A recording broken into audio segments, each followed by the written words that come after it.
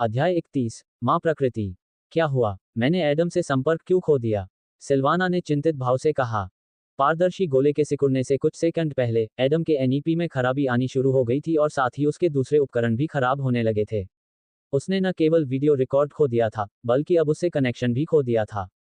अरे, मेरे पास तुम्हारे लिए कुछ बुरी खबर है, जोला ने अपने चैनल में शामिल होते हुए कहा। एडम को एक स्थानिक विसंगति का सामना करना पड़ा है। यह अज्ञात है कि वह कहाँ है। सिल्वाना का चेहरा पीला पड़ गया। ऑपरेटर के लिए सबसे बुरी बात यह हो सकती थी कि वह अपना फैंटम खो दे या उससे कनेक्शन खो दे। अगर ऑपरेटर अपने फैंटम से संपर्क नहीं रख पाता, तो ऐसा लगता था कि ऑपरेटर का अस्तित्व ही नहीं है। बिना किसी हिचकिचाहट के सिल्वाना ने सभी आवश्यक विभागों और फोर्ट नॉर्टन को अनुरोध भेजा। स्थानिक विसंगति में फंसे एक प्रेत को जल्द से जल्द ढूंढना था, क्योंकि इससे चोट और मौत दोनों हो सकती थी। हम क्या करने जा रहे हैं? फेलिक्स ने असमंजस में बड़बड़ाते हुए कहा। हमें एडम को ढूंढना ही होगा, है ना? ओरेन ने अपना सिर हिलाया। हम नहीं जानते कि वह कहाँ है, केवल एक ही बात स्पष्ट है कि वह कहीं बहुत दूर है, यदि सिल्वाना ने उससे संपर्क खो दिया है। मुझे ये कहने में जितना भी अरुचि हो रही है, हमें अब गढ़ में वापस जाना चाहिए, मिशन पूरा करना चाहिए और थोड़ा आराम करना चाहिए। क्या? लेकिन हमें कुछ करना होगा, फेलिक्स ने कहा। चुप रहो, ओरेन ने हाथ हिलाया। मत भूलो कि तुम एक हार्वेस्टर हो और तुम्हें फैंटम के आदेशों का पालन करना चाहिए। जैसा मैं कहता हूं वैसा करो। वैसे भी, जब तक हम गढ़ में पहुंचेंगे तब तक एडम की खोज में इतना काम हो चुका होगा जितना हम एक सप्ताह में नहीं कर सकते। फेलिक्स की निगाहें गहरी हो गईं और उसने सिर हिलाया। स्थिति जटिल थी, कोई भी हार नहीं मानना चाहता था या एडम को खोना नहीं चाहता था, लेकिन वास्तविकता ये थी कि कुछ भी उन पर निर्भर नहीं था। मुझे उम्मीद है कि सब कुछ ठीक हो जाएगा, वेरना ने दूर की ओर देखते हुए कहा। स्थानिक विसंगतियां ऐसी चीज नहीं है जिनका हम पूर्वानुमान लगा सकें। Dot dot dot. जबकि सिल्वाना, जोला और दर्जनों अन्य लोग एडम को खोजने की पूरी कोशिश कर रहे थे, तो उसे एक अप्रत्याशित समस्या का सामना करना पड़ा। ब्रर, मुझे इतनी ठंड क्यों लग रही है? एडम ने अपने हाथों से खुद को पकड़ते हुए और धीरे धीरे आगे बढ़ते हुए कहा। एडम ने अपने सभी मिशन स्कॉचिंग डेजर्ट में बिताए थे। ये युवा फैंटम के लिए एक उपयुक्त क्षेत्र था। स्कॉचिंग डेजर्ट में कई खतरनाक राक्षस थे, लेकिन उनमें से अधिकांश को सबसे कमजोर फैंटम भी संभाल सकता था। रेगिस्तान में गर्मी तो थी ही, उच्च तापमान भी उसका निरंतर साथी था। कपड़े भी उचित थे, इसलिए ऐसा लग रहा था जैसे किसी रिजॉर्ट बीच से सीधे ग्लेशियर की चोटी पर जा रहे हों। वास्तव में, अगर एडम एक साधारण इंसान होता, तो वह 10 मिनट में अपने सभी अंगों को जमा कर रख देता। हालांकि, फैंटम के शरीर के साथ भी एडम बिना किसी ऊष्मा स्रोत के कुछ घंटों से ज्यादा जीवित नहीं रह पाता।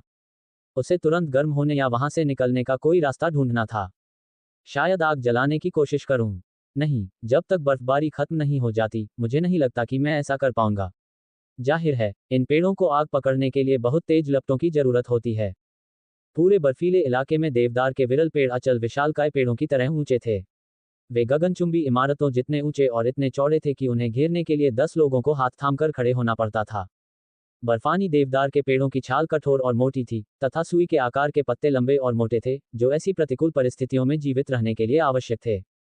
पब फ्यूचर द्वारा विज्ञापन। अपनी हथेलियों पर सांस लेते हुए और 1 घंटे तक मीटरों तक बर्फ और प्रचंड हवा के झोंकों को झेलते हुए, एडम को कंपन, बेहोशी, लगभग अगोचर महसूस हुआ। क्या ये कोई राक्षस है? रुको, शायद ये कोई और प्रेत है। एडम कंपन की ओर दौड़ने से पहले बड़े जोर से मुस्कुराया। भले ही वह राक्षस था, लेकिन कम से कम कुछ तो था। इसके अलावा, एडम को अजीब लगा, क्योंकि 1 घंटे से ज्यादा समय से वह किसी से या किसी चीज से नहीं मिला था, यहां तक कि दूर से दिखने वाले राक्षस की छाया भी नहीं जो जल्दी ही गायब हो जाती। ऐसा लग रहा था कि वहां उसके अलावा कोई नहीं था। ढलान पर पहुंचकर एडम रुक गया और अपना हाथ पास के पेड़ की छाल पर रख दिया। उसकी आंखें बड़ी हो गईं, और जो दृश्य सामने आया उसे देखकर उसके चेहरे पर प्रसन्नता भरी मुस्कान उभर आई। मध्यम कद की एक लड़की, जिसके 2 लाल बाल और हरी आंखें थीं, लाल सिर वाला एक युद्ध हथौड़ा घुमा रही थी। हर कुछ हमलों के बाद, ऊर्जा तरंगें हथौड़े से होकर गुजरती थीं, और अगले वार से एक भयंकर विस्फोट होता था। एडम की तरह, उसने रेगिस्तानी कपड़े पहने हुए थे। वह बोरियत के कारण ऐसा नहीं कर रही थी, बल्कि इसलिए क्योंकि वह एक युद्ध के बीच में थी। वह अजीब राक्षसों से घिरी हुई थी, गोल शरीर वाले जो मोटे सफेद घुंघराले फर से ढके थे। हालांकि, उनके खौफनाक जबड़े, लंबे काले पैर और नुकीले पंजे से पता चलता था कि वे बिल्कुल भी प्यारे जीव नहीं थे। ये स्नो क्लिनेक्सिस था। हम ये देखते हुए कि उनमें से बहुत सारे हैं, वे शायद बहुत मजबूत नहीं हैं। इसके अलावा, ऐसा लगता है कि वह और मैं लगभग एक ही स्तर के हैं। एडम ने सोचा, अपनी ठोड़ी को सोच समझकर रगड़ते हुए।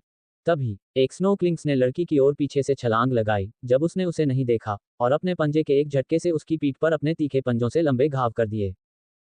लड़की दर्द से चिल्लाई, लेकिन जल्दी से खुद को संभालते हुए लड़ना जारी रखा। आखिरकार उसकी जिंदगी इसी पर निर्भर थी। एडम को एहसास हुआ कि वह अब और चुपचाप खड़ा होकर उसे लड़ते हुए नहीं देख सकता था, क्योंकि वह संख्या में स्पष्ट रूप से उससे कम थी। वोश! एडम ने आगे छलांग लगाई, बर्फीली ढलान से लुढ़कते हुए रास्ते में एक सुई को बुलाया। मिशन के बाद उसे सिटाडेल में ठीक से आराम करना चाहिए था, लेकिन हालात ने कुछ और ही तय कर दिया था। एडम भले ही अपने नेक्सस का इस्तेमाल करने के लिए तैयार न रहा हो, लेकिन उसके पास ऑर्डर के लिए पर्याप्त ऊर्जा थी, क्योंकि यह एक छोटी लड़ाई के लिए पर्याप्त थी। रुको, मदद आ गई है! एडम चिल्लाया और पहले राक्षस के पास दौड़ा। लड़की पलटी, उसके चेहरे पर तुरंत मुस्कान आ गई, लेकिन बाद में सब बातें उन्हें पहले राक्षसों से निपटना था। स्नोक्लिंक्स ने एडम की सुई को चकमा देते हुए पीछे छलांग लगाई, लेकिन जैसे ही राक्षस ने एक और कदम बढ़ाया, एडम ने फिर से हमला कर दिया और सुई को राक्षस की आंखों के बीच में घोंप दिया। स्नोक्लिंक्स वास्तव में मजबूत प्रतिद्वंद्वी नहीं थे, शायद सबसे कमजोर थे, लेकिन उनमें एक चीज थी जो उन्हें दुर्जय प्रतिद्वंद्वी बनाती थी, वे बहुत अधिक संख्या में थे। Crackle crackle crackle! बर्फ के ढेर के नीचे से स्नोक्लिंक्स की एक पूरी सेना प्रकट हुई और तुरंत युद्ध में उतर गई। अरे, उनमें से बहुत सारे हैं। अरे, तुम मेरे पास आओ, मैं अपने नेक्सस का उपयोग करने जा रही हूं, मेरी रक्षा करो। लड़की ने अपना हथौड़ा ऊपर उठाते हुए कहा। एडम ने सिर हिलाया और उसके बगल में खड़ा होकर स्नोक्लिंक्स से लड़ने लगा, जो पागल जानवरों की तरह उन पर चारों तरफ से हमला कर रहे थे। नीडल ने उन्हें आसानी से घायल कर दिया और एक तरफ फेंक दिया, लेकिन वहां प्रतिद्वंद्वी बहुत अधिक थे। दूर हटो, तुम बर्फ के गोले हो! लड़की चिल्लाई जब उसका हथौड़ा आग की लपटों में घिर गया। आग का एक चमकीला स्तंभ ऊपर की ओर उठा, जिससे उनके चारों ओर की सारी बर्फ वाष्पीकृत हो गई और निकटतम स्नोक्लिंक्स जल गए। बाकी लोग डर के मारे भाग गए, लेकिन इसलिए नहीं कि वे लड़की से डरे हुए थे, बल्कि इसलिए कि उन्हें गर्मी बर्दाश्त नहीं हो रही थी। उन्हें तुरंत एक ठंडी जगह की तलाश करनी थी। ओह, मुझे लगा कि मेरा काम तमाम हो गया। लड़की ने गहरी सांस ली और जमीन पर गिर पड़ी। उस स्थानिक विसंगति ने मेरा दिन बर्बाद कर दिया। क्या आप भी एक विसंगति में फंस गए? एडम ने आश्चर्य से पूछा। क्या मतलब है तुम्हारा? बिल्कुल नहीं, मैं अकेला ऐसा नहीं हूं। अध्याय 32, नई टीम। बम बम बम! कई विशालकाय देवदार के पेड़ बर्फीली सतह पर गिर पड़े, जो सबसे सघन कपड़े में से भी गुजरने वाली सुई का प्रतिरोध करने में असमर्थ थे। कुछ और मिनटों में स्प्रूस वृक्षों के तने बराबर टुकड़ों में कट गए। एडम ने ये काम पहले ही कर लिया होता, लेकिन उसके पास आग जलाने का कोई तरीका नहीं था। वहां न तो सूखी शाखाएं थीं और न ही पत्तियां। लगातार बर्फबारी हो रही थी, और देवदार के पेड़ सख्त और मजबूत थे। हालांकि अब ये सब बदल गया है। नेरा, ये हो गया! एडम ने लकड़ी के पहाड़ के सामने खड़े होकर अपना हाथ हिलाया। नेरा ने एक गहरी सांस लेकर एनईपी बंद किया, हथौड़ा अपने कंधे पर लटकाया और उसकी ओर बढ़ी। बुरी खबर! एडम ने भौहें उठाईं। हाँ, चाहे मैंने कितनी भी कोशिश की हो, मैं संचार विभाग या किसी भी सैन्य अड्डे से संपर्क नहीं कर सका। खैर, किसी भी तरह हमें पहले वार्म अप करना होगा। हो सकता है कि धुआं हम में से बाकी लोगों को आकर्षित करे जो स्थानिक विसंगति की चपेट में आ गए हैं, अगर हमारे जैसे और भी लोग हैं। फिर नेरा ने अपना हथौड़ा अपने सिर के ऊपर उठाया और अपने नेक्सस का फिर से इस्तेमाल किया। उसने हाल ही में ऐसा किया था, इसलिए उसे इसके परिणाम भुगतने होंगे, लेकिन ये ठंड से मरने से बेहतर था। जैसे ही हथौड़ा जमीन पर पहुंचा, जमी हुई जमीन बर्फ की मोटी परत के नीचे से नंगी हो गई, और एक बहुमंजिला इमारत जितनी ऊंची आग जल उठी। लपटें नीचे की तरफ फैल गईं, दरारों से गुजरते हुए उस ऊष्मा स्रोत को प्रज्वलित कर दिया जिसकी उन्हें बहुत जरूरत थी। धुएं के जेट तुरंत ऊपर की ओर बढ़े और सीधे बादलों की ओर बढ़ने लगे। हम क्या करेंगे? मेरा मतलब है, हम कब तक इंतजार करेंगे? कुछ ही घंटों में अंधेरा होने लगेगा। जब रात होगी तो हमारे बचने की संभावना बहुत कम हो जाएगी। एडम ने थोड़ी चिंतित आवाज में पूछा। फैंटम के रूप में अपने समय में एडम पहले ही 3 मिशनों पर जा चुका था, हालांकि पहली बार यह अचानक हुआ था।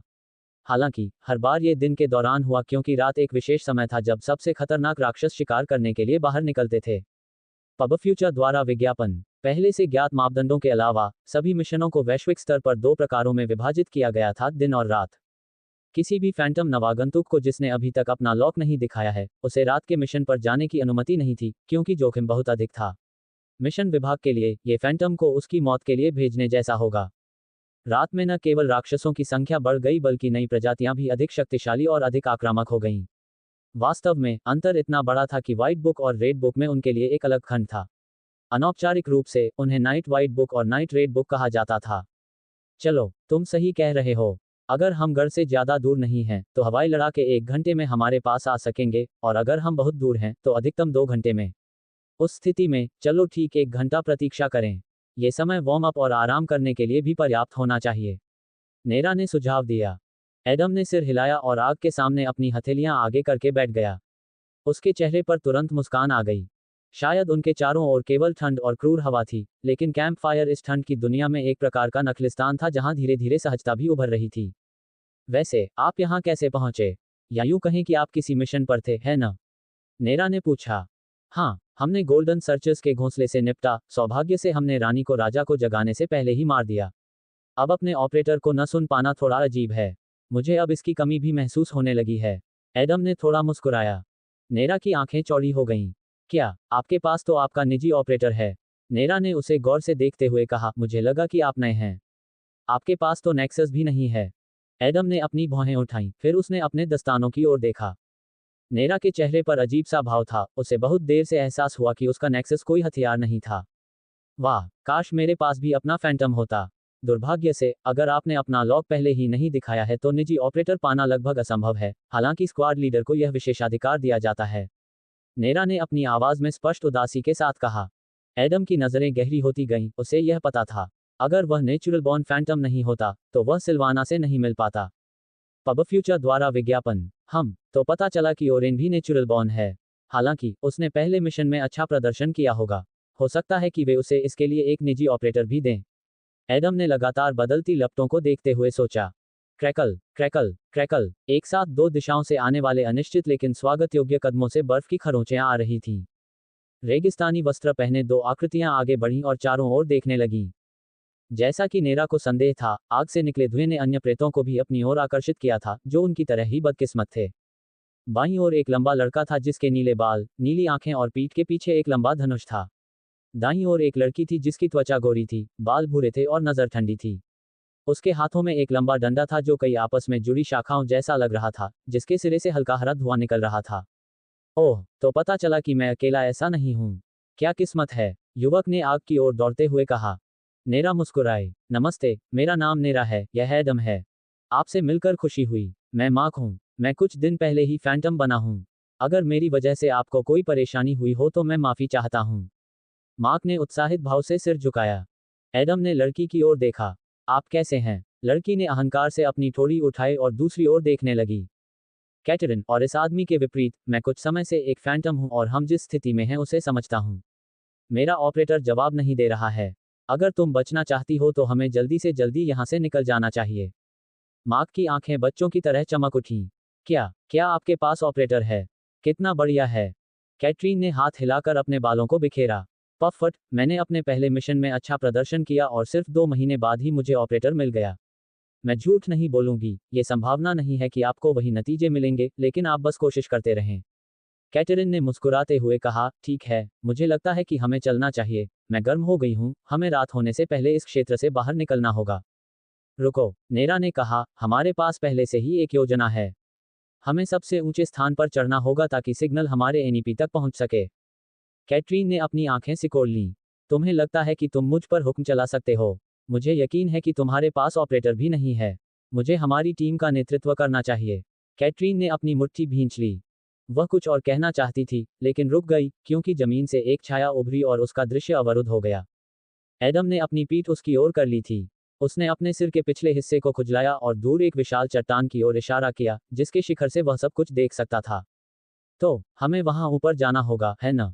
अरे, ये बहुत ऊंचा है, लेकिन अगर हम कोशिश करें तो अंधेरा होने से पहले हम वहां पहुंच सकते हैं। एडम ने आगे बढ़ने से पहले उत्साह से कहा। अरे, मेरी उपेक्षा करने की हिम्मत मत करना। शायद तुम नेतृत्व के अधिकार के लिए लड़ना चाहते हो। कैटरीन ने चिढ़कर कहा, अपनी छड़ी उसकी ओर इशारा करते हुए। एडम ने अपना हाथ हिलाया। उसके दस्तानों के तने हुए धागों में एक खतरनाक चमक दौड़ गई।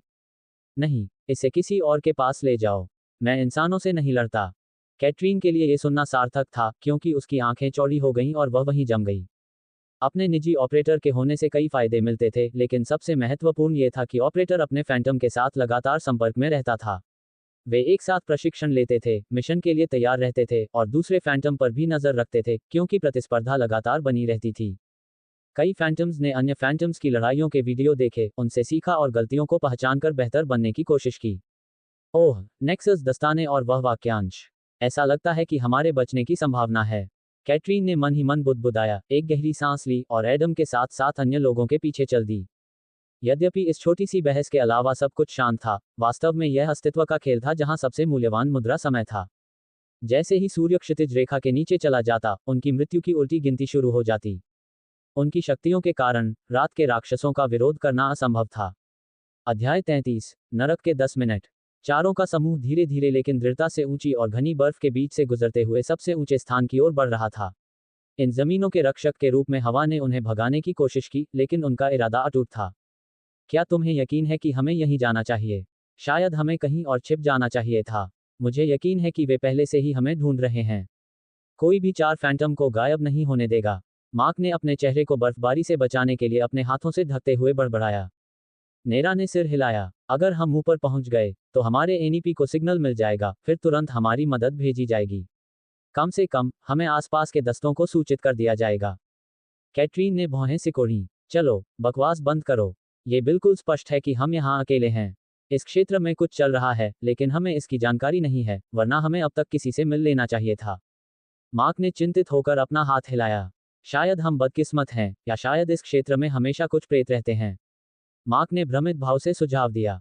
कैटरीन ने एडम की ओर देखते हुए गहरी सांस ली। तुम क्या सोचते हो? क्या तुम कुछ न कहने से थक नहीं गए हो? बस आगे बढ़ते रहो। चाहे यहाँ कोई विशेष परिस्थिति हो या न हो, इससे कोई फर्क नहीं पड़ता।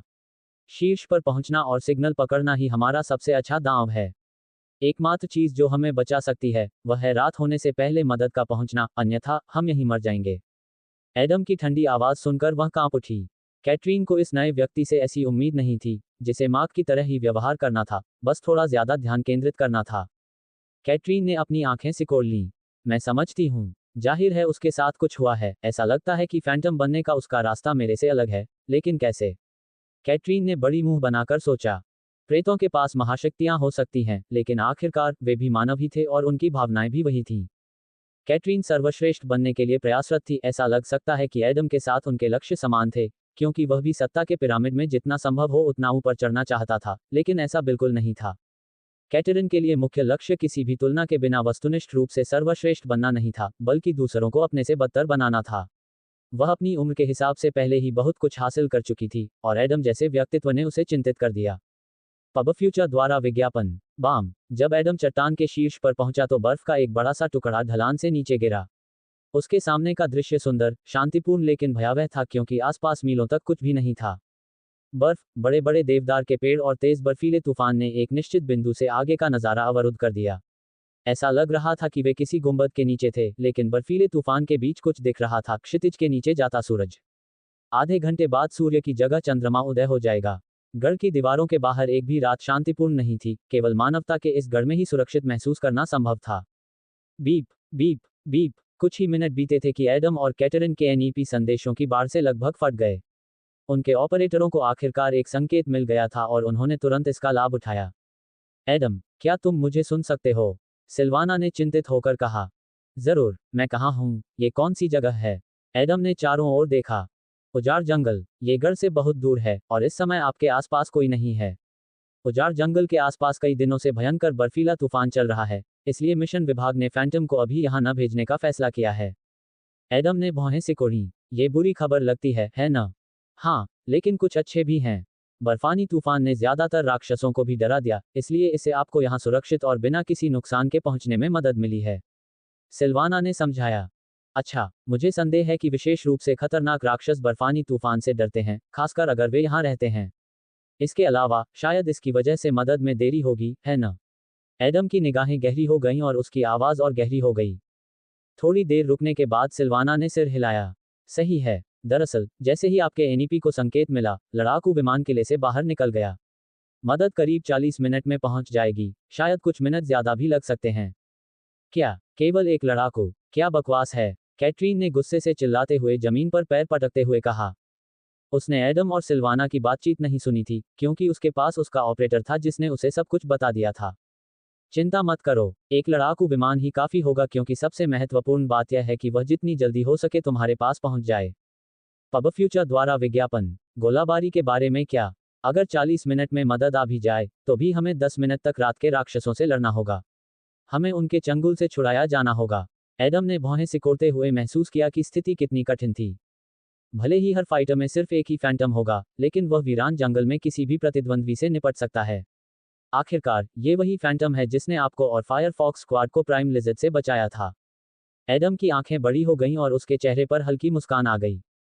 ठीक है, तो हम इंतजार करेंगे। मैं देखना चाहता हूं कि वह फिर क्या कर सकता है।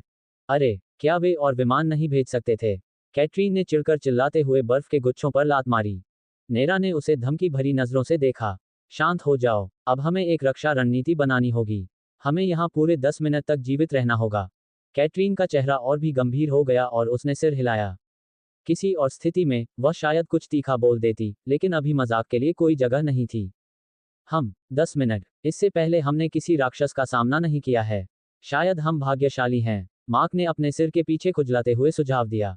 मूर्ख मत बनो, नेरा ने भौहें सिकोड़ते हुए कहा, ये तुम्हारे जीवन के अब तक के सबसे कठिन 10 मिनट होने जा रहे हैं। डॉट डॉट डॉट सूर्य क्षितिज के नीचे चला गया था, जो कि गढ़ के निवासियों के लिए इस बात का संकेत था कि उन्हें कल सुबह जागने के लिए, उत्पादक कार्य के लिए ऊर्जा से भरपूर होकर बिस्तर पर जाने की आवश्यकता थी। कुछ लोगों के लिए यह अस्तित्व की लड़ाई की शुरुआत थी। 10 मिनट या 600 सेकंड बहुत ज्यादा नहीं है ना? नाश्ता करने के लिए तो ये समय काफी नहीं है, लेकिन हर चीज की तुलना की जा सकती है। क्रैकल क्रैकल क्रैकल, बर्फ के ढेर के नीचे से बहुत सी आकृतियां तेज आवाज के साथ उभरीं। छाया की तरह वे तुरंत पूरे इलाके में बिखर गईं। कुछ तो एक दूसरे पर हमला करने ही वाले थे, जबकि सिर्फ 10 सेकंड ही बीते थे। रात्रि राक्षस इस क्षण की प्रतीक्षा कर रहे थे। वे अभी अभी जागे थे, इसलिए उन्होंने 30 सेकंड के बाद ही देखा कि यहाँ लोग थे, लेकिन इसे अच्छी खबर नहीं कहा जा सकता था। वे आ रहे हैं। जैसा कि योजना बनाई गई थी, मैं पहले शुरू करूंगी, फिर मैं समर्थन में खड़ी हो जाऊंगी। कैटरीन ने गौर से कहा, कई राक्षसों को सीधे उनकी ओर दौड़ते हुए देखते हुए। वे फ्रोटोक थे, कुछ हद तक विशालकाय खरगोशों जैसे, केवल 4 आंखें, तीखे पंजे तथा कंधों से पीठ तक शरीर पर बर्फ की ब्लेड जैसी 2 उभरी हुई संरचनाएं। अपने आकार और मोटे फर के बावजूद वे बहुत तेज और फुर्तीले चलते थे। उनके जबड़े स्वादिष्ट मानव मांस का स्वाद चखने के लिए सबसे पहले तैयार रहते थे। होश, जैसे ही कैटरीन ने अपनी हथेली से जमीन को छुआ, उसकी आंखें चमक उठीं। बहुत सी हरी जड़ें तेजी से बाहर निकल आईं, जो राक्षसों के पंजों के चारों ओर लिपट गईं और उन्हें कम से कम अस्थायी रूप से रोक दिया। फिर कैटरीन मार्क और एडम के पीछे वापस आ गई, जबकि मार्क ने राक्षसों के माथे पर तेजी से बिजली के तीर चलाए। हालांकि तीर उनकी घनी खाल से टकराकर उछल गए और उनकी मोटी खाल को भेदने में असफल रहे। ठीक है, बस 400 सेकंड और हम बच जाएंगे, नेरा ने अपने हथौड़े को कसकर पकड़ते हुए कहा। डॉट डॉट डॉट इस समय गढ़ और उजाड़ जंगल के बीच कहीं एक काला लड़ाकू विमान हवा के प्रवाह के बीच से गुजरा। अरे, हमारे पहुंचने में कितना समय लगेगा? डेमियन ने अपना नींद का मास्क उठाते हुए अपने पैरों को मेज पर रखते हुए पूछा। सभी गणनाओं के अनुसार ठीक 450 सेकंड में, पायलट ने रास्ते से अपनी नजरें हटाए बिना उत्तर दिया। डेमियन कुछ देर के लिए चुप हो गया। असल में वह बेथ, उसकी ऑपरेटर, जो कुछ कह रही थी, उसे सुन रहा था। नहीं, इसमें बहुत समय लग रहा है। गति बढ़ाओ, नहीं तो वे मर जाएंगे। डेमियन ने बेपरवाही से अपना हाथ हिलाया। पायलट चौंक गया। मैं नहीं कर सकता, हम पहले ही सीमा पर उड़ रहे हैं। क्या तुम्हें यकीन है? तुम 40 सेकंड भी नहीं हरा सकते। डेमियन ने भौहें चढ़ाईं। पायलट ने सिर हिलाया। फिर डेमियन खड़ा हुआ और पायलट के पास गया तथा उसके कंधे पर हाथ रख दिया। ऐसी स्थिति में चलो ऐसा करते हैं, जब उजाड़ जंगल 100 सेकंड की दूरी पर हो, तो एक सुपरसोनिक मिसाइल लॉन्च करें, मैं उस पर सवार हो जाऊंगा। डेमियन ने शांत स्वर में कहा। पायलट की आंखें अविश्वास से चौड़ी हो गईं। मिस्टर डेमियन, ये बहुत खतरनाक है। ये शुद्ध पागलपन है। हाँ, तुम्हारे लिए। डेमियन ने सिर हिलाया, फिर उसकी निगाहें ठंडी हो गईं। क्योंकि अगर तुमने मना किया, तो मैं अभी तुम्हारी गर्दन मरोड़ दूंगा। गढ़ को ऐसी सेना की जरूरत नहीं है जो फैंटम को बचाने का जोखिम उठाने को तैयार न हो। अध्याय 34। एक आदमी की शक्ति। ज्वाला का एक स्तंभ फ्रोटोक पर बरस पड़ा, जिससे उनके मोटे फर जलने लगे और वे उस गर्मी से दूर भाग गए जिससे उन्हें नफरत थी। आह आह आह, नेरा ने कांपते हाथों से अपना हथौड़ा पकड़ते हुए भारी सांस ली। तुमने ये सब व्यर्थ किया। तुमने पिछले कुछ घंटों में अपने नेक्सस का बहुत अधिक उपयोग किया है। कैटरीन ने गंभीरता से कहा, तुम मुझे भी बकवास जैसा महसूस कराने वाले हो। तभी कैटरीन की छड़ी कांप उठी, क्योंकि उसकी नोक से 3 बीज निकले। उनसे एक गाढ़ा हरा धुआं निकला, जिसमें चीड़ की तेज गंध थी। प्रत्येक बीज उनकी छाती में उड़ गया और शीघ्र ही आसपास के क्षेत्र को जड़ों से ढक लिया, जिसके माध्यम से हरी दालें फैल गईं। यह क्या है? मार्क ने बीज को देखते हुए हैरानी से पूछा। कैटरीन मुस्कुराई। बीज 30 मिनट तक जीवित रहता है और उस समय तक आप अपनी क्षमताओं के आधार पर 20-30% अधिक शक्तिशाली हो जाते हैं। इसके अलावा बीज आपको एक मजबूत हमले से बचाने में सक्षम होगा, लेकिन उसके तुरंत बाद गायब हो जाएगा। मार्क और नेरा ने युद्ध में वापस लौटने के लिए सिर हिलाया। उन्हें बाकी बचे फ्रोटोक को भगाना था इससे पहले कि बाकी राक्षस यहां आए। मदद के लिए 300 सेकंड। अरे एडम, तुम क्या कहते हो? कैटरीन ने पलट कर देखा, उसे अपने लिए प्रशंसा की उम्मीद थी। एडम की राय ही एकमात्र ऐसी बात थी जिसकी उसे परवाह थी। हालांकि एक बार जब उसने उसकी ओर देखा तो उसकी आंखें चौड़ी हो गईं। 5 विशाल फ्रोटोक ने एडम को घेर लिया, लेकिन वे सभी मर चुके थे। उनके माथे में पतले लेकिन बेहद गहरे छेद थे, जैसे कि किसी ने उनके दिमाग में छेद कर दिया हो। खून की धाराएं नीचे की ओर बह रही थीं, जो एक नदी में बदल गई जो तेजी से ढलान से नीचे बह रही थी। क्या वह उनकी खाल भेदने में सक्षम था? ठीक है, यह उसके आदेश की एक विशेषता है। अरे, शायद मुझे एक मौका लेना चाहिए और अपने प्रारंभिक जीन को बदलना चाहिए। अगर मैं उनका समर्थन करना जारी रखूंगा, तो उसके जैसे लोग हमेशा सारा यश अपने लिए ले लेंगे। Crackle crackle crackle. भागते हुए फ्रोटोक के सामने जमीन से 5 मीटर से ज्यादा लंबा एक सिलहुट दिखाई दिया। इसका शरीर सफेद फर से ढका हुआ था, हथौड़ों जितने मोटे 2 पंजे और पतली टांगें थीं। इसकी छाती बहुत बड़ी थी। लंबे सींग राक्षस की पीठ की ओर एक डिस्क के आकार में मुड़े हुए थे, जिनके नुकीले सिरे किसी भी ब्लेड से अधिक खतरनाक थे। बाम! राक्षस ने अपने विशाल पंजे फ्रोटोक पर गिराए, जिससे वे खूनी धब्बों में बदल गए। एक ही हमला उनकी हड्डियों को तोड़ने और अत्यधिक दबाव में उनकी खाल फाड़ने के लिए पर्याप्त था। ये तो बहुत ताकतवर लग रहा है। एडम ने भौहें सिकोड़ी। यह एक हॉर्न क्रशर है, जो केवल उजाड़ जंगल में रहता है। Green threat level, red book. आपको इससे निपटना होगा, क्योंकि अगले 250 सेकंड तक मदद नहीं मिलेगी। सिल्वाना ने समझाया। वह हर कुछ सेकंड में नक्शे पर देखती थी कि डेमियन का लड़ाकू विमान कहाँ है। गति स्थिर थी, लेकिन पर्याप्त तेज नहीं थी। कांपना कांपना कांपना। हॉर्न क्रशर निकट आ रहा था और अपने प्रत्येक भव्य कदम से जमीन को हिला रहा था। अरे माँ, क्या कोई तरीका है जिससे तुम इस भीमकाय जानवर को रोक सको? तुम्हारा नेक्सस क्या कर रहा है? कैटरीन चिल्लाई।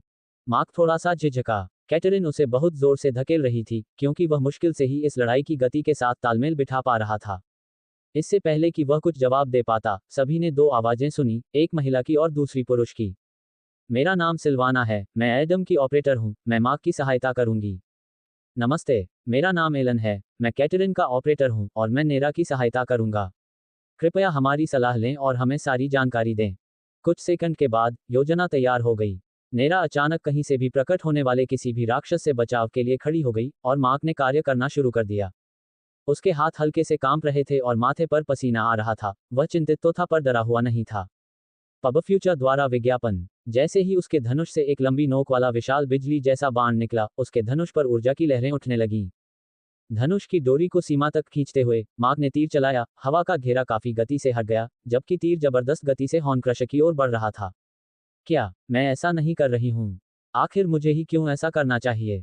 कैटरीन ने अपने ईयर्ड को छूते हुए बहुत ही गुस्से से कहा। हालांकि उसके पास बात करने का समय नहीं था, क्योंकि हॉर्न क्रशर पहले से ही आ रहा था, साथ ही एडम भी। उसके पैरों में बिजली के झटके महसूस हो रहे थे, जबकि वह आत्मविश्वास से लबरेज होकर सीधे कैटरीन की ओर दौड़ा। अरे, कितनी शर्म की बात है। ऐसा मत सोचो कि मैं कभी ऐसा कुछ करूंगी। कैटरीन ने एडम के सामने घुटने के बल बैठते हुए और डंडे को अपने ऊपर उठाते हुए कहा। फिर एडम ने डंडे पर छलांग लगाई और कैटरीन की गति की मदद से, जिसने डंडे को ऊपर की ओर घुमाया और उसकी बिजली की चमक से, एडम जबरदस्त गति से सीधे हॉर्न क्रशर की ओर बढ़ा। उसी समय बिजली के तीर की नोक फैल गई और हॉर्न क्रशर को ढकने वाला एक विद्युत जाल बन गया। जाल पर मौजूद गोले फट गए, लेकिन राक्षस को कोई नुकसान नहीं पहुंचा। हॉर्न क्रशर की खाल बहुत मजबूत थी। हालांकि सबसे महत्वपूर्ण बात यह थी कि राक्षस को रोका जाए, भले ही कुछ सेकंड के लिए ही क्यों ना हो। वोश! एडम हॉर्न क्रशर के सामने छाया की तरह प्रकट हुआ, राक्षस के सिर पर तीखे सींगों के बीच दिखाई दिया। फिर वह मुड़ा और पीछे कूद गया, सुई को राक्षस के सिर के पीछे से घुसा दिया और उसे उसकी पीठ के नीचे तक ले गया। जितना संभव हो सके उतना मांस फाड़ दिया और जितना संभव हो सके उतना गहरा। हॉर्न क्रशर ने एडम को अपने ऊपर से फेंकने की कोशिश की, लेकिन उसके मोटे पंजे उसकी पीठ तक नहीं पहुंच सके और बिजली के जाल ने उसकी सारी गति को अवरुद्ध कर दिया। कुछ सेकंड की कोशिश के बाद राक्षस की अंतिम सांस समाप्त हो गई और वह अपने ही खून से लथपथ होकर गिर पड़ा। आह आह आह! एडम भारी सांस ले रहा था, लेकिन उसके पास आराम करने का समय नहीं था, क्योंकि अगला हॉर्न क्रशर पहले से ही घने स्प्रूस पेड़ों से बाहर आ रहा था। हमले के बाद हमला, लड़ाई के बाद लड़ाई, सेकंड के बाद सेकंड, उनकी टीम ने खुद को बख्शे बिना लड़ाई लड़ी, क्योंकि उनका जीवन इस पर निर्भर था।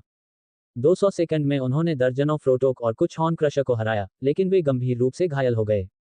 एडम का एक हाथ टूट गया था, मार्क और नेरा के घाव फट गए थे, और कैटरिन ने अपने नेक्सस का 2 बार और कई ऑर्डर का इस्तेमाल किया था। अगर उसने एक और काम किया तो उसका दिल फट सकता था। बस इतना ही, मार्क ने कांपती हुई आवाज में कहा, ऐसा लगता है कि राक्षसों ने पीछे हटने का फैसला कर लिया है। नहीं, ये बिल्कुल भी अच्छा नहीं है। अगर वे चले गए तो इसका मतलब है कि वे किसी और से शिकार, यानी हमसे, नहीं लेना चाहते। कैटरीन ने अपने पैरों पर खड़े होने में कठिनाई के साथ कहा, उसे अपने कर्मचारियों पर झुकना पड़ा। क्रैकल क्रैकल क्रैकल, छोटे देवदार के पेड़ गिर गए, जिससे उनके पीछे एक विशाल सिलहुट दिखाई दिया। राक्षस एक हॉर्न क्रशर जैसा दिख रहा था, केवल ये कई गुना बड़ा था, जिसके 2 जोड़े सींग और पैर बर्फ के कवच से ढके हुए थे। भाड़ में जाओ, एडम ने प्राइम हॉर्न क्रशर की ओर देखते हुए फुसफुसाया। उसकी 2 लाल आंखें उन्हें घूर रही थीं और एक भयानक मुस्कान बिखेर रही थी। वे थक चुके थे और ऐसे राक्षस के सामने उनके पास कोई मौका नहीं था। ऐसा लग रहा था कि अब अंत आ गया है, क्योंकि मदद पहुंचने में केवल 30 सेकंड ही बचे थे, और राक्षस के लिए उन्हें टुकड़े टुकड़े करने के लिए ये समय पर्याप्त था। हालांकि जैसे ही प्राइम हॉर्न क्रशर ने एक कदम आगे बढ़ाया, कुछ किलोमीटर दूर बर्फानी तूफान के बीच से कुछ गुजरा। एडम ने पलटकर देखा तो उसे एक मिसाइल दिखाई दी जिसमें आग की लपटें उठ रही थीं। अजीब बात यह थी कि मिसाइल पर एक आदमी था जो अस्त व्यस्त लहरों पर सफ़र की तरह संतुलन बनाए हुए था। उसके पैरों में घुटनों तक के बूट थे जिनमें ऊर्जा की लाइनें थीं। रुको, ये वही है, ऐसा नहीं हो सकता, एडम ने मन ही मन बुदबुदाया। कैटरीन खिलखिलाकर मुस्कुराई, उसे भी पता था कि यह आदमी कौन है। हाँ, यहाँ जल्दी पहुंचने के लिए मिसाइल का इस्तेमाल करना पागल है। डेमियन के रॉकेट से कूदते ही कैटरीन ने अपना सिर हिलाया। रॉकेट उनके ऊपर से उड़ता हुआ प्राइम हॉर्न क्रशर से टकराया। इस धमाके से हवा में हलचल मच गई, लेकिन राक्षस को कोई नुकसान नहीं पहुंचा। रुआ, प्राइम हॉर्न क्रशर ने भयंकर दहाड़ लगाई, जिससे सुनने वाले में भय उत्पन्न हो गया। चुप रहो, ये पहले ही खत्म हो चुका है। आखिरकार, मैं यहाँ हूँ, डेमियन ने उत्साहित भाव से कहा, क्योंकि उसके पैर आग की लपटों जैसी सफेद ऊर्जा से ढक गए थे। फिर, मुड़ते हुए, डेमियन ने तेजी से अपना पैर राक्षस के सिर पर रखा, जिससे उसका सिर मांस के गोले की तरह फट गया। मांस के टुकड़े उड़कर दूर जा गिरे और सींग जमीन में धंस गए। ठीक है, 30 सेकंड में, एक लड़ाकू विमान हमें अच्छी तरह से आराम और गर्म चॉकलेट देने के लिए यहाँ आएगा, डेमियन ने जोरदार ढंग से कहा, जब जमीन हिल रही थी। उनसे सैकड़ों मीटर दूर, उजाड़ जंगल के बीच में, एक प्राचीन पशु जैसी लंबी देह और अनेक भुजाओं वाली एक विशाल छाया प्रकट हुई। ओह, ऐसा लगता है कि मैं भी बोर नहीं होऊंगा। पर्पल थ्रेट लेवल, बुरा नहीं, बिल्कुल। अध्याय 35, मनुष्य बनाम राक्षस और आशा के बीज। प्रत्येक राक्षस का अपना खतरा स्तर था, और एडम जैसे युवा प्रेत के लिए, हरा खतरा स्तर, लाल किताब, सीमा थी, भले ही वह एक नेचुरल बॉर्न प्रेत था और उसके पास एक कलाकृति थी।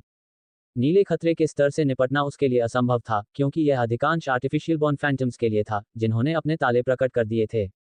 हालांकि, राक्षसों के लिए नीला खतरा स्तर सीमा नहीं था। इस दुनिया में, पहले सकल के भीतर भी, कुछ राक्षस आसानी से गोल्डन सर्चर्स के राजा को संभाल सकते थे, एक राक्षस जो ब्लू थरेट लेवल के सबसे मजबूत सदस्यों में से एक था। पर्पल थरेट लेवल अगला स्तर था जिसे कोई भी खुला लॉक वाला फैंटम संभाल नहीं सकता था, इसके लिए चाबियों की आवश्यकता होती थी। एडम, नेरा, मार्क और कैटरिन के लिए ये 100% मृत्यु थी, लेकिन सौभाग्य से या दुर्भाग्य से यह राक्षस उन्हें मारने के लिए प्रकट नहीं हुआ, या यूं कहें कि वे प्राणी के जागरण का कारण नहीं थे। ज्वालामुखी विस्फोट के लिए हल्का झटका पर्याप्त नहीं था, भूकंप स्तर की कोई चीज आवश्यक थी, और डेमियन वह कारक था। क्रैकल क्रैकल क्रैकल, एक लंबा शरीर, जो नीले रंग के शल्कों से ढका हुआ था, एक प्राचीन छिपकली की तरह, नीचे के क्रम के अन्य प्राणियों के ऊपर ऊंचा उठता हुआ, छटपटा रहा था। दूर के सिरे पर तीखे पंजों वाले 6 चौड़े झिल्लीदार पंख खुलते हैं, जो शक्तिशाली वायु धाराएं उत्पन्न करते हैं, जो बवंडर पैदा करने में सक्षम होते हैं। तीखे पंजों और चटकती मांसपेशियों के साथ मुड़े हुए 12 छोटे लेकिन खतरनाक पंजे, युद्ध के लिए तैयार, जबकि उनके पीछे एक लंबी पूंछ जिसके अंत में एक विशाल बर्फ का क्रिस्टल था, धीरे धीरे एक तरफ से दूसरी तरफ झूल रही थी। रुआ, राक्षस की दहाड़ से एडम को छोड़कर सभी लोग जमीन पर गिर पड़े और अपने सिर पकड़ लिए, उस भयानक गूंज को सहने की कोशिश कर रहे थे जो उन्हें अंदर से बाहर तक चीर रही थी। एडम के कानों से खून की धाराएं बह रही थीं, लेकिन वह दबाव को झेलने में सक्षम था। डेमियन ने उसकी ओर देखा तो उसके चेहरे पर हल्की मुस्कान आ गई। ओह, ऐसा लगता है कि यह आखिरकार वही है। जाहिर है, वह नेचुरल बॉर्न वन है, एक सुई और चांदी के धागों वाला नेक्सस दस्ताना। खैर, अभी उसके लिए समय नहीं है, मेरे लिए कुछ और दिलचस्प इंतजार कर रहा है, डेमियन ने अंदर से कहा, उस राक्षस को देखते हुए जिसकी निगाह पूरी तरह से उसी पर केंद्रित थी। मेरी बात ध्यान से सुनो, मैं बेथ हूँ, डेमियन की ऑपरेटर। अचानक उनके ईयरबड्स में एक शांत और संयमित आवाज गूंजी, सिल्वाना और एलन भी अपवाद नहीं थे। तुम्हारे सामने जो राक्षस आया है उसका नाम है azure frost salamander, prime 1, purple threat level, red book. जाहिर है तुम इनमें से किसी को भी नहीं संभाल सकते, इसलिए मेरा सुझाव है कि तुम कहीं छिप जाओ जब तक डेमियन इससे निपट न ले। फिर एक लड़ाकू विमान यहाँ आएगा और तुम घर जा सकते हो।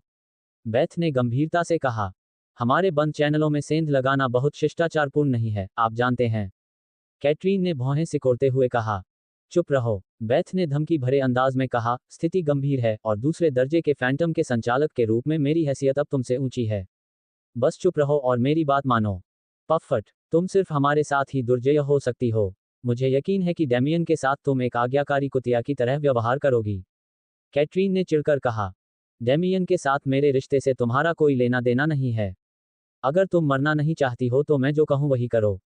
बेथ ने ठंडे स्वर में उत्तर दिया। कैटरीन ने हाथ हिलाया और पास की चट्टान की ओर चली गई। ठीक है, मैं वैसे भी किसी से लड़ने नहीं जा रहा हूं। मैंने अपनी पूरी ताकत लगा दी है। फिर अन्य लोग भी उसके साथ हो लिए और डेमियन आगे बढ़ गया। कुछ कदम चलने के बाद वह ढलान के किनारे पर रुक गया। उसके चेहरे पर आत्मविश्वास भरी मुस्कान थी और वह एज्योर सैलामेंडर को देख रहा था। अरे, हमारे पास ज्यादा समय नहीं है, मैं तुम्हें ज्यादा से ज्यादा 1 मिनट दे सकता हूं। डेमियन ने अपनी तर्जनी दिखाते हुए कहा, तो चलो फोरप्ले के बिना ही मजेदार भाग से शुरू करते हैं। एज्योर सैलामेंडर ने हल्के से सिर हिलाया, मानो वह समझ गया हो कि डेमियन क्या कह रहा है। फिर उसने अपने पंजे फैला दिए और उनमें ऊर्जा प्रवाहित की। पब फ्यूचर द्वारा विज्ञापन। इसकी हथेलियों में बर्फ की ऊर्जा गोलों के रूप में एकत्रित हो गई, जो तेजी से फैलने लगी तथा बर्फीले वाष्प का एक विशाल द्वार बन गया। तभी बर्फ का एक विशाल खंड हिमखंड की तरह तेज गति से आगे बढ़ा, हवा के बहाव के बीच से ऐसे निकल रहा था जैसे उसे कोई रोक न सके। डेमियन मुस्कुराया। ठीक है, मुझे खुशी है कि तुमने मेरी बात सुनी। डेमियन ने झुकने से पहले कहा, अपने पैरों में ऊर्जा भरी और पूरी ताकत से छलांग लगाई। अत्यधिक दबाव के कारण उसके नीचे की जमीन फट गई। श्वेत ऊर्जा ने विस्फोट कर उसे ऊपर फेंक दिया। फिर डेमियन की मुट्ठियां ऊर्जा से भर गईं और उसने सीधे बर्फ के ब्लॉक के नुकीले सिरे पर हमला किया। क्रैकल क्रैकल क्रैक, दरारें पूरे ब्लॉक में फैल गईं, जिससे ब्लॉक दर्जनों बड़े बड़े टुकड़ों में बिखर गया। हवा के पहले झोंके में छोटे छोटे बर्फ के कण उड़ गए, जो एडम के काले बालों पर जम गए, जो चौड़ी आंखों से डेमियन को देख रहा था। एडम जानता था कि इस हमले से उनकी मौत हो जाएगी, लेकिन डेमियन को खतरे से छुटकारा पाने के लिए केवल एक वार की जरूरत थी। रुको, अब वह क्या करेगा? उसके नीचे सैकड़ों मीटर की गहराई है, अगर वह गिरने से बच भी गया तो भी एज्योर सैलामेंडर उस समय का उपयोग उसे गंभीर रूप से घायल करने में करेगा। मार्क ने चिंतित स्वर में कहा। चिंता मत करो, डेमियन के लिए यह एक साधारण व्हाइट थ्रेट लेवल राक्षस को मारने जैसा है। बस देखो और सीखो, बेथ ने बेपरवाही से कहा। फिर डेमियन मुस्कुराया और निकटतम बर्फ के मलबे से कूद गया, फिर एक और, धीरे धीरे एज्योर सैलामेंडर के पास पहुंच गया। उसकी गति और ताकत इतनी थी कि वह उड़ते हुए मलबे को छलांग लगाने के लिए मंच के रूप में इस्तेमाल कर सकता था। इससे पहले कि एज्योर सैलामेंडर कुछ कर पाता, डेमियन पहले ही राक्षस के सामने था। उसकी आंखें आश्चर्य से फैली हुई थीं। अरे, मैं वास्तव में अपना नेक्सस तुम पर बर्बाद नहीं करना चाहता था, लेकिन तुम बहुत बड़े हो और मैं उड़ नहीं सकता। तुम्हें इसके लिए पंखों की जरूरत है, तुम्हें पता है। इसलिए मैं इसे जल्दी करूंगा, बस डरो मत। डेमियन मुस्कुराया क्योंकि उसके जूते सक्रिय हो गए और हवा की धाराओं ने उन्हें ढक लिया। तभी डेमियन ने अपने शरीर को थोड़ा आगे की ओर झुकाया और उसके पीछे उसके जूतों से निकली कसकर संपीड़ित हवा का एक गोलाकार अवरोध दिखाई दिया। रोआरआर, एज्योर सैलामेंडर ने उग्रता से दहाड़ लगाई, जिससे ऐसी ध्वनि तरंग निकली कि डेमियन को बहरा हो जाना चाहिए था, लेकिन डेमियन ने बहुत पहले ही इसकी भविष्यवाणी कर दी थी। वह हवा के अवरोध से उछलकर जल्दी ही खुद को एज्योर सैलामेंडर के पीछे पाता है। हालांकि अगर राक्षस का हमला असफल रहा, तो ये डेमियन के लिए सच नहीं था, जिसने राक्षस के 12 पंजों में से एक को अपने हाथों में पकड़ रखा था। क्या तुम्हें लगता है कि अगर मैं तुम्हारे सारे पंजे उखाड़ दूं तो तुम मर जाओगे? खैर, हमें 11 सेकंड में इसका जवाब पता चल जाएगा। डेमियन ने मुस्कुराते हुए अचानक पीछे मुड़कर एक और हवा के अवरोधक से टकराया। एज्योर सैलामेंडर दर्द से दहाड़ने लगा। उसने डेमियन को नीचे गिराने के लिए अपने पंख और पंजे फड़फड़ाए, लेकिन कोई फायदा नहीं हुआ। आखिरकार, जब ताकत में अंतर इतना अधिक था तो ये शिकारी और शिकार के बीच की लड़ाई या दो योद्धाओं के बीच बराबरी का द्वंद्व नहीं था, अब तो शिकारी अपने शिकार को खत्म कर रहा था। अविश्वसनीय तो यह है कि एक इंसान क्या करने में सक्षम है, नेरा ने डेमियन को देखकर विस्मय में कहा। एज्योर सैलामेंडर के आधे पंजे हटाने के लिए केवल 6 सेकंड ही पर्याप्त थे और बहुत जल्द ही यह काम खत्म हो गया। होश। उसी समय एक काला लड़ाकू विमान तूफानी धारा से होकर सीधे एडम और अन्य लोगों की ओर बढ़ा। एज्योर सैलामेंडर ने उसे देख लिया और लड़ाकू को नष्ट करने के लिए अपने शेष 4 पंजे बढ़ा दिए। अरे, अपना ध्यान भटकाने की हिम्मत मत करना, मैं तुम्हारा प्रतिद्वंद्वी हूं। डेमियन ने मुस्कुराते हुए राक्षस के पंजे पर वार किया और अपने जूतों के बवंडर से उन्हें काट डाला। फिर वह ऊपर चढ़ गया और एजियोर सैलामेंडर को देखने लगा, जिसका शरीर उसके अपने ही खून से लथपथ था। मैं इसे इतनी जल्दी खत्म नहीं करना चाहता, लेकिन हालात बदल रहे हैं। खैर, मैंने अच्छा समय बिताया, धन्यवाद। डेमियन ने आखिरी बार हवा के अवरोध से उछलने से पहले अपने कंधे उचका दिए। उसने अपने पैर आगे बढ़ाए और एक बवंडर ने राक्षस की छाती को छेद दिया, जिससे एजियोर सैलामेंडर टुकड़े टुकड़े हो गया। डेमियन की उत्साही मुस्कान, अन्य लोगों की चौंका देने वाली निगाहों और एजियोर सैलामेंडर की अंतिम चीख के बीच रक्त हवा के प्रवाह के साथ मिल गया, जिसने भंवर को लाल रंग में बदल दिया। जो भी करना पड़े, कोशिश करो और लड़ो, और एक दिन तुम डर और तनाव के अलावा लड़ाई का आनंद अनुभव करोगे।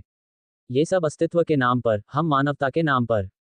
बैथ की आवाज उनके मन में फैल गई, मानो बीज उनके मन में उग रहे हों और उन्हें उज्जवल भविष्य की आशा दे रहे हों। अध्याय 36, रिकवरी और लॉलीपॉप। एडम, नेरा, कैटरीन और मार्क सफलतापूर्वक लड़ाकू विमान में चढ़ गए और उजाड़ जंगल से यथाशीघ्र बाहर निकल गए। स्वाभाविक रूप से डेमियन भी यहाँ था। उसके सामने मेज पर एक विशाल नीला क्रिस्टल था, नीला सैलामेंडर का एकमात्र बचा हुआ हिस्सा, क्योंकि यह सबसे मूल्यवान हिस्सा था। हम गढ़ के निकट पहुंच रहे हैं। हम 10 मिनट में पहुंच जाएंगे, पायलट ने शांतिपूर्वक कहा और उसकी आवाज स्पीकरों के माध्यम से पूरे विमान में फैल गई। ठीक है, जल्द ही हम घर पहुंच जाएंगे और ये लंबा दिन खत्म हो जाएगा। डेमियन ने अपना हाथ हिलाया, अपनी कुर्सी पर आराम से बैठ गया और उसके पैर मेज पर लटके हुए थे। माफ करें, कैटरीन डरते डरते उसके पास पहुंची, जो कि उसके स्वभाव के बिल्कुल विपरीत था। आमतौर पर वह ज्यादा आत्मविश्वास से भरी और घमंडी दिखती थी। तुम्हें कुछ और चाहिए? डेमियन ने मुस्कुराते हुए अपनी नजर उसके चेहरे से हटाकर उसकी छाती पर डाली। शरारती, बैथ बुदबुदाई। कैटरीन ने सिर हिलाया। हाँ, मैं आपकी मदद के लिए आपको धन्यवाद देना चाहती थी। आपके बिना हम मर गए होते, कैटरीन ने झुककर कहा। वह बहुत ईमानदार लग रही थी। डेमियन ने अपने कंधे उचकाए। तुम्हें मुझे धन्यवाद देने की कोई जरूरत नहीं है। मैं आज रात शराब पीने जा रहा था और सुंदर महिलाओं की संगति में रात बिताने वाला था, लेकिन तुमने मुझे इससे कहीं अधिक दिलचस्प समय दिया है। मिस्टर डेमियन, मेरी अशिष्टता को क्षमा करें, लेकिन क्या आपने राक्षस से केवल 1 मिनट तक ही लड़ाई नहीं की थी? मार्क ने अपने सिर के पीछे खुजलाते हुए पूछा। डेमियन मुस्कुराया। पब फ्यूचर द्वारा विज्ञापन। रुकी, कभी कभी 1 सेकंड भी इतना महत्वपूर्ण हो सकता है कि आपकी पूरी जिंदगी तय हो जाती है। एडम, क्या मैं ये सही कह रहा हूँ? डेमियन ने एडम की ओर देखा, जो कोने में बैठा आधा सोया हुआ था। वह दूसरों से अधिक थका हुआ था, तथा उसे बहुत चोट भी लगी थी, विशेषकर उसका हाथ टूट गया था। 1 सेकंड एक जिंदगी का फैसला कर सकता है, एडम ने धीरे से कहा। हाँ, मुझे लगता है मैं इस बात से सहमत हूँ। डेमियन केवल चुपचाप मुस्कुराया और हल्के से थप्पड़ मारकर उसने अपना नींद का मुखौटा पहन लिया। बस कहीं दूर जाकर बैठ जाओ।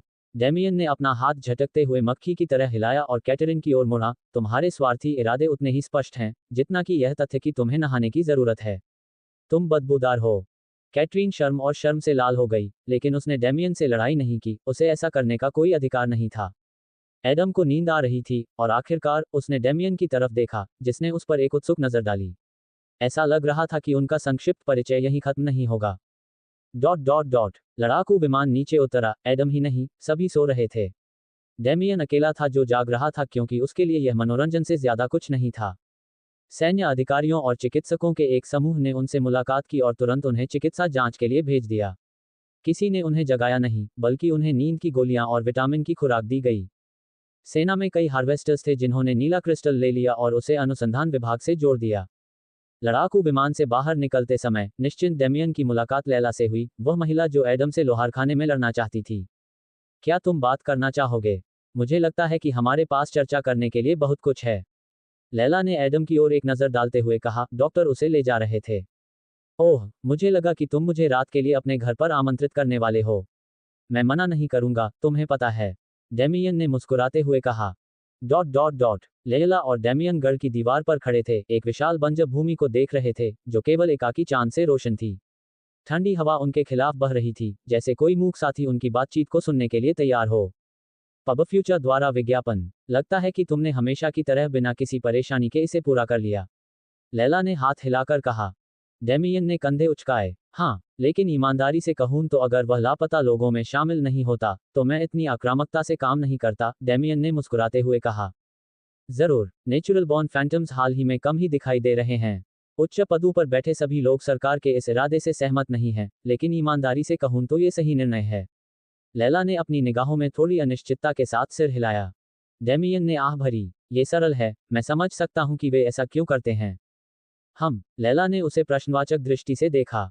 वे गुणवत्ता से ज्यादा मात्रा पर दांव लगाना चाहते हैं क्योंकि हमारे पास पहले से ही गुणवत्ता है। 10 आर्टिफिशियल बॉर्न फैंटम बनाना उन्हें एक बनाम एक राक्षस से लड़ने के लिए भेजने से कहीं ज्यादा प्रभावी है। अगर उनमें से 10% जीत सकते हैं तो ये पहले से ही एक सफलता है। इसके अलावा मात्रा पहले से ही अपने आप में एक गुणवत्ता है। 10 आर्टिफिशियल बॉर्न फैंटम निश्चित रूप से एक नेचुरल बॉर्न को संभाल सकते हैं। डेमियन ने दूर से कुछ छायाचित्रों को देखते हुए उत्तर दिया। वे फैंटम्स के दस्ते थे जिन्होंने रात के मिशनों की जिम्मेदारी संभाली थी। लेयला ने जोर से आह भरी और अपनी बांह को अजीब तरह से खुजलाने लगी। आप ऐसा कहते हैं, लेकिन अगर आपके पास इसे बदलने की शक्ति होती तो क्या आप अपने फैंटम पथ को अलग बनाते? मेरा मतलब है, क्या आप शुरुआत को बदल देते? तुम्हें इसका उत्तर पता है। डेमियन ने लापरवाही से कंधे उचकाए। यदि तुम जीवन की कठिन परीक्षा, वास्तविक नरक से गुजर चुके हो तो तुम उस घटना को अपने इतिहास से मिटाना नहीं चाहोगे, क्योंकि यह तुम्हारी सबसे बड़ी जीत है, वह जीत जो तुम्हारे भविष्य के लिए अंकुर बन गई।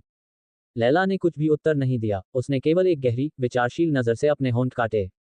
वैसे, मैंने सुना है कि विकास विभाग ने कुछ बहुत ही दिलचस्प चीज बनाई है। आप एक्सोस्केलेटन को आजमाने वाले पहले व्यक्ति थे, इसलिए शायद जल्द ही नेचुरल बॉर्न फैंटम्स बहुत ज्यादा होंगे। डेमियन ने हल्की मुस्कान के साथ कहा। पफट, लेयला ने अपनी बाहें छाती पर रखते हुए नाक सिकुड़ी। वह युवक, एडम, वह मुझसे लड़ने को तैयार नहीं था, भले ही मैंने ऐसा करने की पूरी कोशिश की थी। उसने कहा कि वह इंसानों से नहीं लड़ता। धिक्कार है उस पर। हा हा हा हा हा हा। हाँ, मैंने सुना, कोई बुरी लाइन नहीं है। वैसे, मेरे अनुमान के बारे में क्या? डेमियन की नजर तेज हो गई। एक्सोस्केलेटन के साथ क्या वास्तव में एक राक्षस को मारना और नेचुरल बॉर्न फैंटम बनना संभव है? लैला ने गहरी सांस ली। अभी तक किसी को नहीं पता। मैंने कुछ दिन पहले जिस एक्सोस्केलेटन का परीक्षण किया था, वह पहला था। अभी इसका परीक्षण और उन्नयन किया जा रहा है, इससे ज्यादा कुछ नहीं। नेचुरल बॉर्न फैंटम बनने की संभावना के बारे में पता लगाने में अभी बहुत समय और प्रयोग लगेगा। मुझे यकीन है कि यह उतना आसान नहीं होगा जितना हम चाहते हैं। हाँ हाँ, ऐसा ही लगता है। डेमियन ने अपना सिर हिलाया, फिर वह बड़े जोर से मुस्कुराया और लेयला की ओर शिकारी नजरों से देखने लगा। तो क्यों ना हम एक दूसरे के साथ मिलकर इस रात को खुशनुमा बना दें? सैन्य महिलाएं मेरी कमजोरी हैं, ये तो आप जानते ही हैं। आह, तुम भाग्यशाली हो कि मुझे मजबूत पुरुष पसंद हैं। हा हा हा, यह मैं हूं। Dot dot dot. एडम ने अपनी आंखें खोलीं। उन्हें वापस आए 24 घंटे से कुछ अधिक समय हो गया था। थकान और नींद की गोलियों ने अपना असर दिखा दिया था। हालांकि वह सफेद चादर वाले बिस्तर पर नहीं थे, बल्कि एक विशेष मेडिकल पॉड के अंदर हरे तरल में डूबे हुए थे। अंत में, कई चोटों और खरोंचों के अलावा उसे एक बड़ी चोट लगी, फ्रैक्चर। हालांकि कुछ मांसपेशियां बुरी तरह से खींच गई थीं, फटने के कगार पर थीं, और इसके लिए भी लंबे उपचार की आवश्यकता थी। फ्रैक्चर वाले सामान्य व्यक्ति को घाव ठीक होने के लिए 1 महीने या उससे अधिक समय तक इंतजार करना पड़ता है, लेकिन फैंटम्स के लिए स्थिति अलग थी। पीछे मुड़ते ही उसने देखा कि एक लड़की लंबे बैंगनी बालों के साथ पोनीटेल में बंधी हुई थी। वह टैबलेट पर उसकी नब्ज पर नजर रख रही थी। वह लॉलीपॉप चूस रही थी और उसे एक तरफ से दूसरी तरफ सोच समझकर हिला रही थी। हम जाग गए, मेरी अपेक्षा से 1 घंटा पहले। खैर, ये तो और भी अच्छा है। लड़की ने कंधे उचकाए, पॉड खोला और एडम को बाहर निकलने दिया। वह पूरी तरह नग्न अवस्था में बाहर आया, उसे इसका एहसास ही नहीं हुआ क्योंकि वह हल्का सदमे में था। लड़की ने उसकी ओर देखा और अपनी नज़र उसके चेहरे और कमर के ठीक नीचे पर टिका दी, जो कि उसे देखनी चाहिए थी, उससे ज़्यादा लंबी थी। मेरा नाम जेना है, मैं आपकी डॉक्टर हूं, लेकिन यह इतना महत्वपूर्ण नहीं है। मेरे पास आपके लिए एक सवाल है। जेना ने कहा, अपने मुंह से लॉलीपॉप निकाला और उसे एडम की ओर इशारा किया। क्या? जरूर, पूछो, क्या आप मेरे प्रेमी बनोगे? अध्याय 37, चालाक प्रेम योजना और पहला राक्षस। कुछ लोग एक महत्वपूर्ण वाक्य, जैसे कि प्यार का इजहार, कहने के लिए सालों तक तैयारी कर सकते हैं। हालांकि दूसरे लोग इसे इतनी बेपरवाही से कर सकते हैं जितना कोई कल्पना भी नहीं कर सकता। एडम को आराम महसूस हुआ, क्योंकि दवा अभी भी उसके खून में थी, इसलिए उसकी भावनाओं की सीमा हमेशा की तरह शक्तिशाली नहीं थी। ऐसा लग रहा था जैसे वह आधी नींद में था। प्रेमिका, एडम ने जेना की ओर देखते हुए उसे उसी तरह देखते हुए जैसा उसने पहले देखा था, बुदबुदाया, तुम्हारा क्या मतलब है? सेक्स। सिल्वाना ने मुझे नहीं बताया कि तुम्हें किस तरह की महिलाएं पसंद हैं, लेकिन मैंने सोचा कि मैं एक मौका ले लूं। मैं अपनी पसंद के मामले में काफी लचीला हूं, इसलिए तुम निश्चित रूप से मुझसे बोर नहीं होगे। इसके अलावा, मैं बुद्धिमान और शिक्षित हूं। मैं हमेशा तुम्हारे घावों की देखभाल कर सकती हूं। जेना ने दृढ़ता से कहा, जिससे एडम को कोई मौका नहीं मिला। उसके इरादे पूरी तरह से स्पष्ट नहीं थे। क्या वह एडम को पसंद करती थी, या वह उसके करीब जाना चाहती थी क्योंकि वह एक प्रेत था? दोनों ही संभव थे, या तो अलग अलग या एक साथ। हालांकि ये देखते हुए कि आपने सिल्वाना को चुना है, आपको मजबूत और गंभीर महिलाएं पसंद होंगी। मैं उस मानदंड पर खरी उतरती हूँ। शायद ये छोटे बाल हैं। मैं इसे काट सकती हूँ। जेना ने एडम को उत्सुकता से देखते हुए सुझाव दिया। एडम ने अपने सिर के पीछे खुजलाया। मुझे यकीन है कि अगर मेरे शरीर में दवा की इतनी बड़ी खुराक नहीं होती तो मैं इतना निराश हो जाता कि एक शब्द भी नहीं बोल पाता। जेना मुस्कुराई, फिर उसने एडम की ओर इशारा किया। ये कैसा रहेगा? तुम मुझे बताओ कि तुम्हें किस तरह की महिलाएं पसंद हैं, और मैं तुम्हारे साथ घूमने चलूंगा। अरे, मुझे नींद आ रही है, बेवकूफ नहीं। तुम्हें डेट की जरूरत है, मुझे नहीं, इसलिए तुम्हें ही बदले में कुछ देना चाहिए। एडम ने भौहें उठाईं। जेना की आंखें बड़ी हो गईं और उसके चेहरे पर एक अजीब सी मुस्कान आ गई। उसने अपनी उंगली को दांतों से दबा लिया और सोचने लगी कि वह उसे क्या दे सकती है। ठीक है, ऐसा क्यों न हो, अगले महीने के लिए मैं आपकी निजी डॉक्टर बन जाऊंगी। इसका मतलब है कि अब आपको सैन्य अस्पतालों पर निर्भर नहीं रहना पड़ेगा। मैं एक अच्छी डॉक्टर हूं, आप सिल्वाना से पूछकर इसकी पुष्टि कर सकती हैं। जेना ने गंभीरता से कहा। पब फ्यूचर द्वारा विज्ञापन। हा, मुझे यकीन है कि इस समय बहुत से लड़के मुझसे ईर्ष्या कर रहे होंगे। यह शायद दुनिया के सबसे अच्छे सौदों में से एक है। एडम ने हल्के से हंसते हुए कहा, जितना उसकी भावनाओं ने अनुमति दी। फिर उसने अपनी नज़र जेना के पूरे शरीर पर घुमाए और हल्का सा मुस्कुराया। मैं सहमत हूँ। हम डेट के बारे में बाद में बात करेंगे, लेकिन मैं अभी तुम्हारे सामने अपनी पसंद बताने के लिए तैयार हूँ। तुम मेरे साथ सीधे साधे रहे हो, इसने मुझे चौंका दिया, इसलिए मैं तुम्हारा एहसान चुकाऊंगा, एडम ने मुस्कुराते हुए कहा। जेना ने अपनी ठोड़ी उठाई। आगे बढ़ो, मैं तुम्हारी बात सुन रहा हूँ। एडम ने अपनी उंगलियां चटकाईं, अपनी इच्छाएं नहीं छिपाईं, जैसा कि कई लोग करना चाहेंगे। मुझे लंबी लड़कियां पसंद हैं, जिनके बड़े नितंब और मजबूत जांघें हों, एथलेटिक और सख्त हों। मान लीजिए कि यह आदर्शों में से एक है। एडम ने कंधे उचका दिए। जेना ने खुद को इस तरह जांचा जैसे वह देख रही हो कि क्या वह सूची से मेल खाती है, तभी उसके चेहरे पर मुस्कुराहट आ गई। तुम्हें किस तरह का खाना पसंद है? मुझे यकीन है कि तुम्हें अभी तक थर्ड रिंग को एक्सप्लोर करने का मौका नहीं मिला होगा, सिटाडेल के दूसरे हिस्सों की तो बात ही छोड़ो। मैं बहुत सी अच्छी जगहों के बारे में जानती हूँ। जेना ने एडम को शिकारी नजरों से देखा। एडम ने हाथ हिलाकर उसके पास से गुजरते हुए कहा, मुझे यकीन है कि आपको सिल्वाना से पहले ही पता चल गया होगा।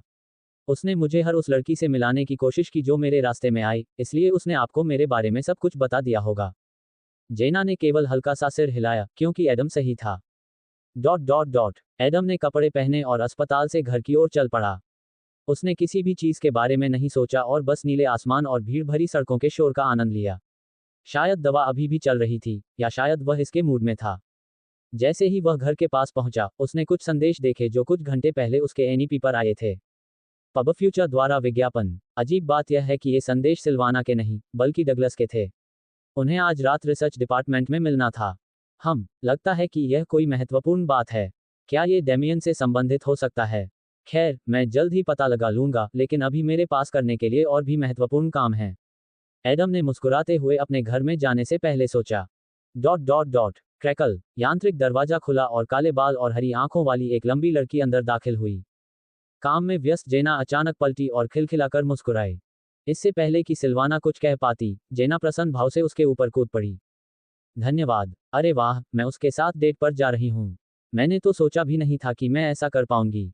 सीधे और दृढ़ निश्चयी होने की आपकी योजना काम कर गई, जेना ने खुशी से कहा और सिल्वाना को कसकर गले लगा लिया। सिल्वाना ने आह भरी और जेना को अपने से दूर खींच लिया, जो खुशी से फूटने को तैयार लग रही थी। मुझे एहसास हुआ कि उसे प्रस्ताव देना बेकार था, इसके लिए किसी ऐसे व्यक्ति की जरूरत थी जो वास्तव में इसे चाहता हो। तुम सही विकल्प बन गए, सिल्वाना ने ठंडे स्वर में कहा, अपनी बाहें छाती पर रखते हुए। अरे, जब से उसने प्राइम स्टोन गोलियत को हराया है, तब से मैं उसका पीछा कर रही हूँ। मैं उसे चाहती हूँ, जेना ने अपनी आवाज में थोड़ी कट्टरता के साथ कहा। तभी उसका सामना सिल्वाना की तीखी नजर से हुआ।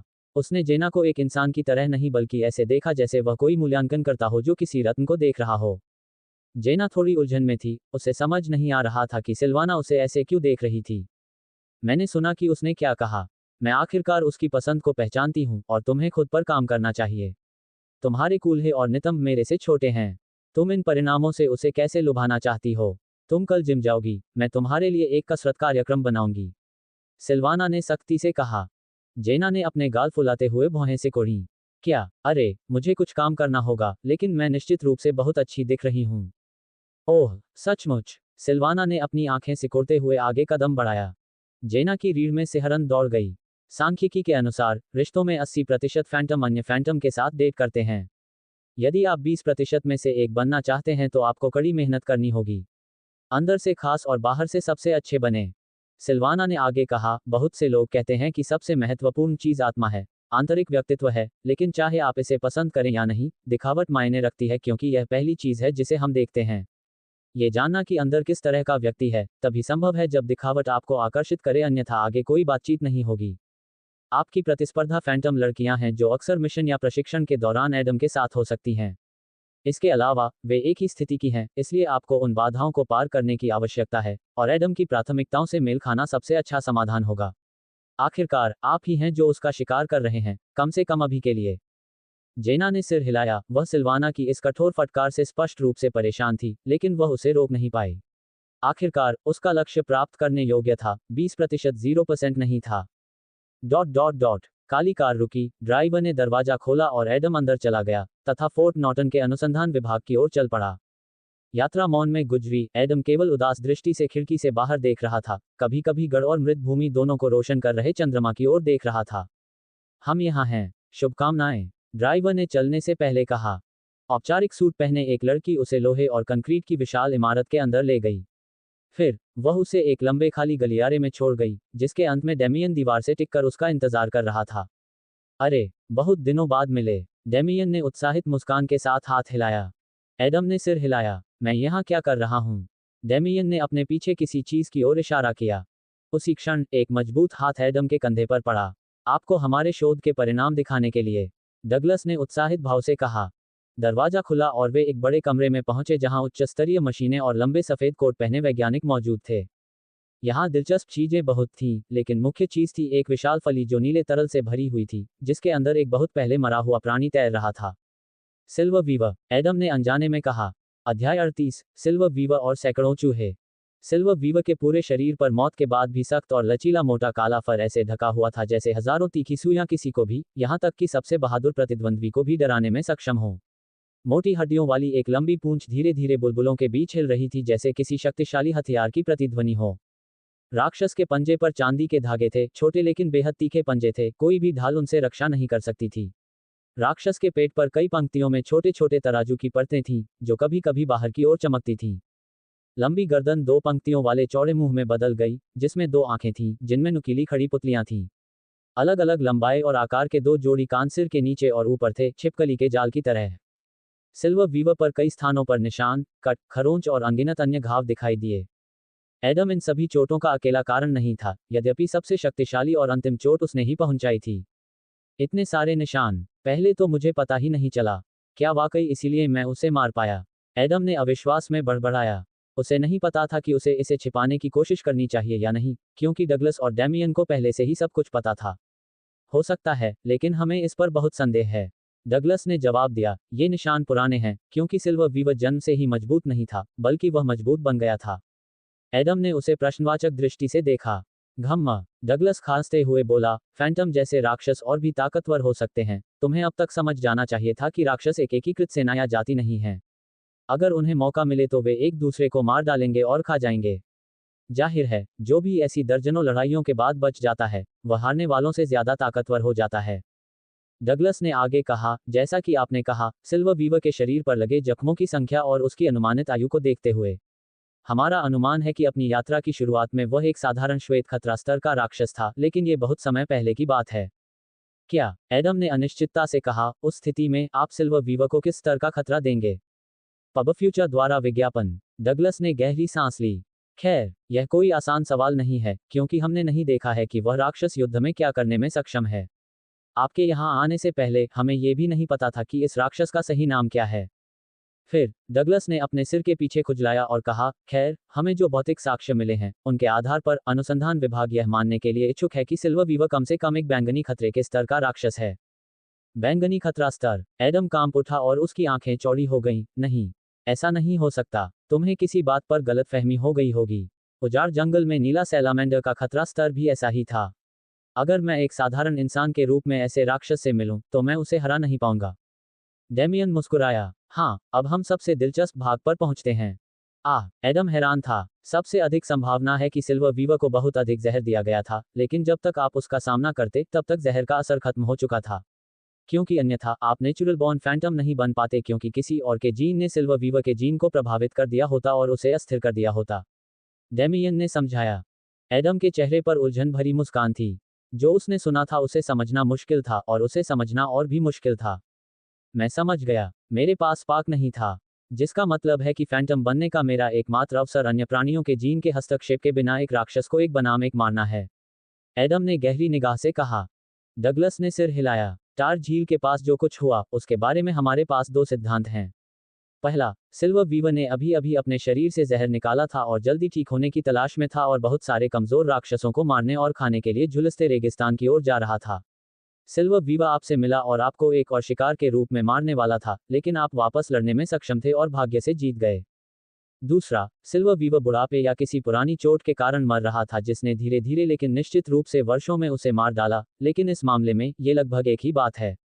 ये समझा सकता है कि आप उसे हराने में सक्षम क्यों थे, क्योंकि वह उस समय अपनी न्यूनतम शक्ति पर था। पब फ्यूचर द्वारा विज्ञापन। कुछ देर तक सब चुप रहे। केवल शोध विभाग में काम कर रहे वैज्ञानिकों की कीबोर्ड की थपथपाहट सुनाई दे रही थी। तभी डेमियन आगे बढ़ा और एडम की ओर देखा। अरे, हम तुम्हें यहाँ सिर्फ एक अज्ञात राक्षस दिखाने के लिए नहीं लाए हैं जो कहीं से प्रकट हो गया है। हमारे पास तुम्हारे लिए एक प्रस्ताव है। डेमियन ने शांति से कहा, लेकिन उसके चेहरे पर एक धूर्त मुस्कान थी। मुझे नहीं पता कि तुम क्या कहना चाह रहे हो, लेकिन मुझे इस बारे में बुरा लग रहा है। एडम ने भौहें सिकोड़ लीं। हा, डेमियन, तुम उसे क्यों डरा रहे हो? डगलस हंसा। हालांकि ये वास्तव में खतरनाक हो सकता है। डेमियन ने अपनी ठोड़ी उठाई और एडम की ओर एक धूर्त नजर डाली। मैं तुम्हें एक स्थानीय नरक देना चाहता हूं, द्वितीय श्रेणी के प्रेत के रूप में मेरी जिम्मेदारी के तहत। मैं तुम्हें झुलसते रेगिस्तान के किनारे पर भेजूंगा, जो जंगखाए खंडहर के रूप में जाने जाने वाले दूसरे क्षेत्र की सीमा पर है। ये रेगिस्तानी यांत्रिक चूहों का घर है। वे रेगिस्तानी चूहों की तुलना में कमजोर हैं, लेकिन वे बहुत अधिक संख्या में हैं। वे अपने घोंसलों में से एक में प्लेग की तरह प्रजनन कर रहे हैं। क्या तुम समझ रहे हो कि मैं क्या कहना चाह रहा हूं? डेमियन ने भौहें चढ़ाते हुए मुस्कुराया। एडम, अपना ताला खोलने के लिए आपको और कितने तटस्थ जीनों की आवश्यकता है? डगलस ने पूछा। एडम ने कंधे उचकाए। मुझे यकीन नहीं है। गोल्डन सर्चर्स नेस्ट में मैंने डेसोलेट फॉरेस्ट की तरह ही काफी जीन एकत्र किए हैं, लेकिन मैं शायद 20% भी एकत्र नहीं कर पाया हूं। फिर भी 1000 तटस्थ जीन वास्तव में बहुत हैं। एडम ने आह भरी। बिल्कुल, इसीलिए मैं चाहता हूं कि तुम अकेले ही उस घोंसले को साफ कर दो। 2 दिन में एक दस्ता वहां पहुंचने वाला है, लेकिन हम उनसे पहले ही वहां पहुंच जाएंगे। डेमियन ने उत्साहित भाव से कहा। एडम ने अपने सिर के पीछे खुजलाया और डेमियन की ओर देखा। मोतियाबिंद से सिर्फ 10 दिन में दूर करने का उपाय। इससे मेरे पति का स्टेमिना इतनी जल्दी बढ़ गया कि मैं हैरान रह गया। क्या आप मेरी मदद करेंगे? नहीं, डेमियन ने अपना हाथ हिलाया। मैं दूर से तुम्हें देख रहा हूं। मेरा विकास वृक्ष और आरंभिक जीन बहुत मजबूत हैं। अगर मैं चूहों को मारने में शामिल हो गया तो तुम उनके जीन एकत्र नहीं कर पाओगे। वे बस बिखर जाएंगे और गायब हो जाएंगे। डेमियन ने अपने कंधे उचका दिए। फिर वह आगे बढ़ा और एडम से ऊंचा उठ गया। यदि आप अगले ग्रहण से पहले अपना ताला खोलना चाहते हैं तो आपको वहां एक असली मांस की चक्की स्थापित करनी होगी, सैकड़ों चूहों का नरसंहार करना होगा। तब और केवल तभी आप पता लगा सकते हैं कि आपका शुरुआती राक्षस कौन है और आखिरकार आगे बढ़ सकते हैं। डेमियन की आंखें ठंडी हो गईं और एडम को असली दबाव महसूस हुआ। एडम चुप रहा और फिर सिर हिलाया। ठीक है, मैं ये करूंगा। सच कहूं तो मैं एक ही जगह पर अटके रहने से तंग आ गया हूं। मैं भी तुम्हारे जितना मजबूत बनना चाहता हूं, लेकिन तुम दोनों को मुझमें इतनी दिलचस्पी क्यों है? डगलस ने बातचीत में हस्तक्षेप किया।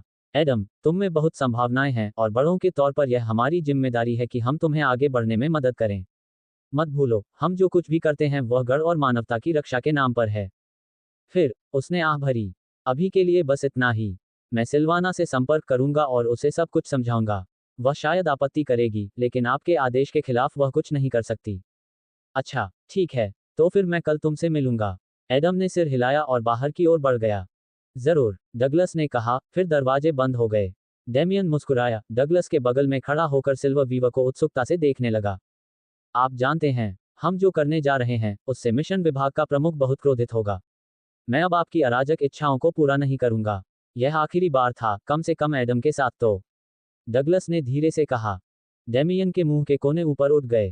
क्षमा करें, मैं बस ये जानने को उत्सुक हूं कि उसका आरंभिक राक्षस कैसा होगा। नेचुरल बॉर्न फैंटम को अब तक अज्ञात राक्षस का जीन मिल रहा है। ये संयोजन लंबे समय से नहीं हुआ है। डगलस ने अपना सिर हिलाया। ऐसा ही एक मामला अब मेरे ठीक बगल में खड़ा है। ओह, मुझे शर्मिंदा मत करो। अध्याय 39। सभी समान हैं, लेकिन कुछ अधिक समान हैं। एक काला लड़ाकू विमान झुलसते रेगिस्तान और जंग लगे खंडहरों के बीच की सीमा पर मंडरा रहा था। लड़ाकू विमान के पास किसी तरह का बचाव अभियान नहीं था, हालांकि उसमें एक सेकंड रैंक फैंटम सवार था जो दूरबीन से नीचे के दृश्य को उत्सुकता से देख रहा था। दर्जनों राक्षसों से घिरे एडम ने एक के बाद एक राक्षसों को मारते हुए लड़ाई की। रेगिस्तानी यांत्रिक चूहे सामान्य सफेद खतरे वाले स्तर के राक्षस थे, लेकिन उनकी संख्या बहुत बड़ी थी।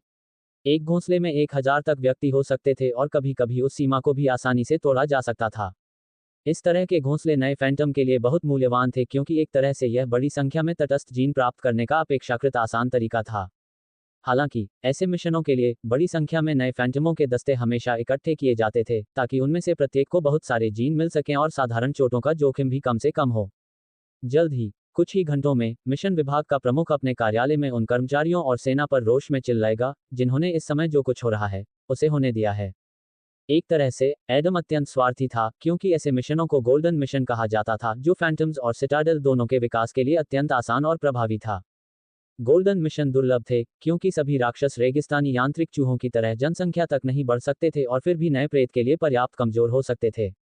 गोल्डन मिशन तक पहुंचना एक तरह से पुरस्कार की तरह था, क्योंकि इतने सारे जीन इतनी आसानी से और शीघ्रता से प्राप्त करना कहीं और संभव नहीं था। जाहिर है, एडम को यहां नहीं होना चाहिए था। ये सब केवल डेमियन की इच्छा के कारण हुआ था। वोश, नीले पंखों वाला एक काला लड़ाकू विमान डेमियन के ठीक ऊपर से गुजरा। तभी विमान पर कुछ गिरा, जो इतना भारी था कि लड़ाकू विमान थोड़ा सा हिलने लगा। तभी दरवाजा खुला और एक लड़की जिसके लंबे नीले बाल थे और उसने सोने के पैटर्न वाली एक टाइट ईस्टर्न ड्रेस पहनी हुई थी, अंदर दाखिल हुई।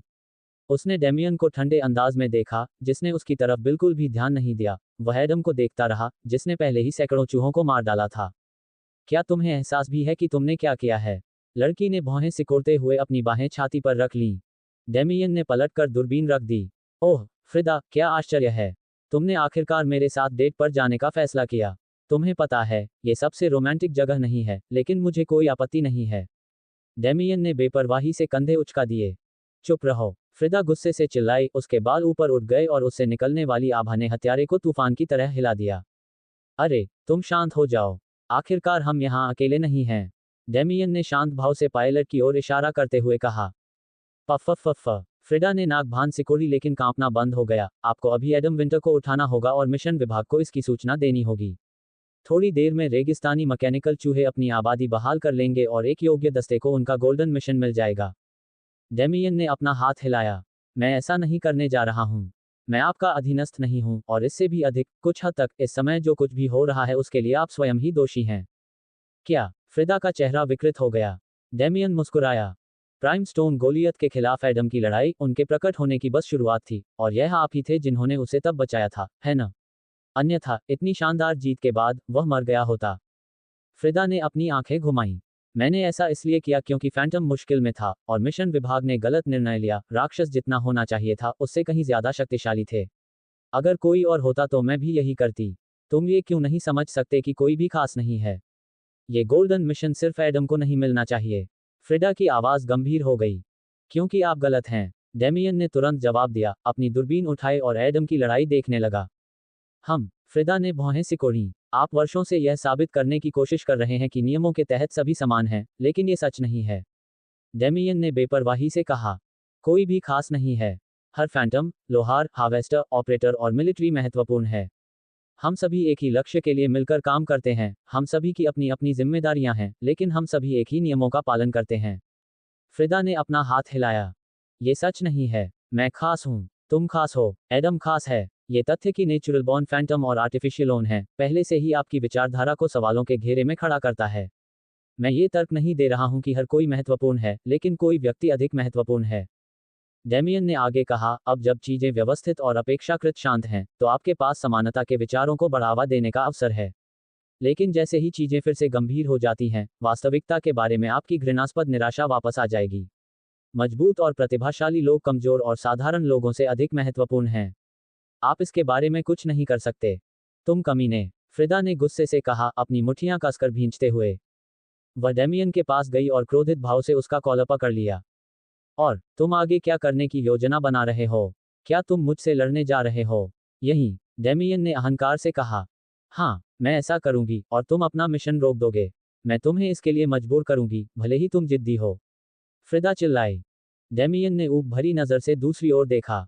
कौन सा मिशन? मैंने कभी नहीं सुना कि फैंटम को ऐसे मिशन पर भेजा गया हो जहां कोई जीवित राक्षस न हो।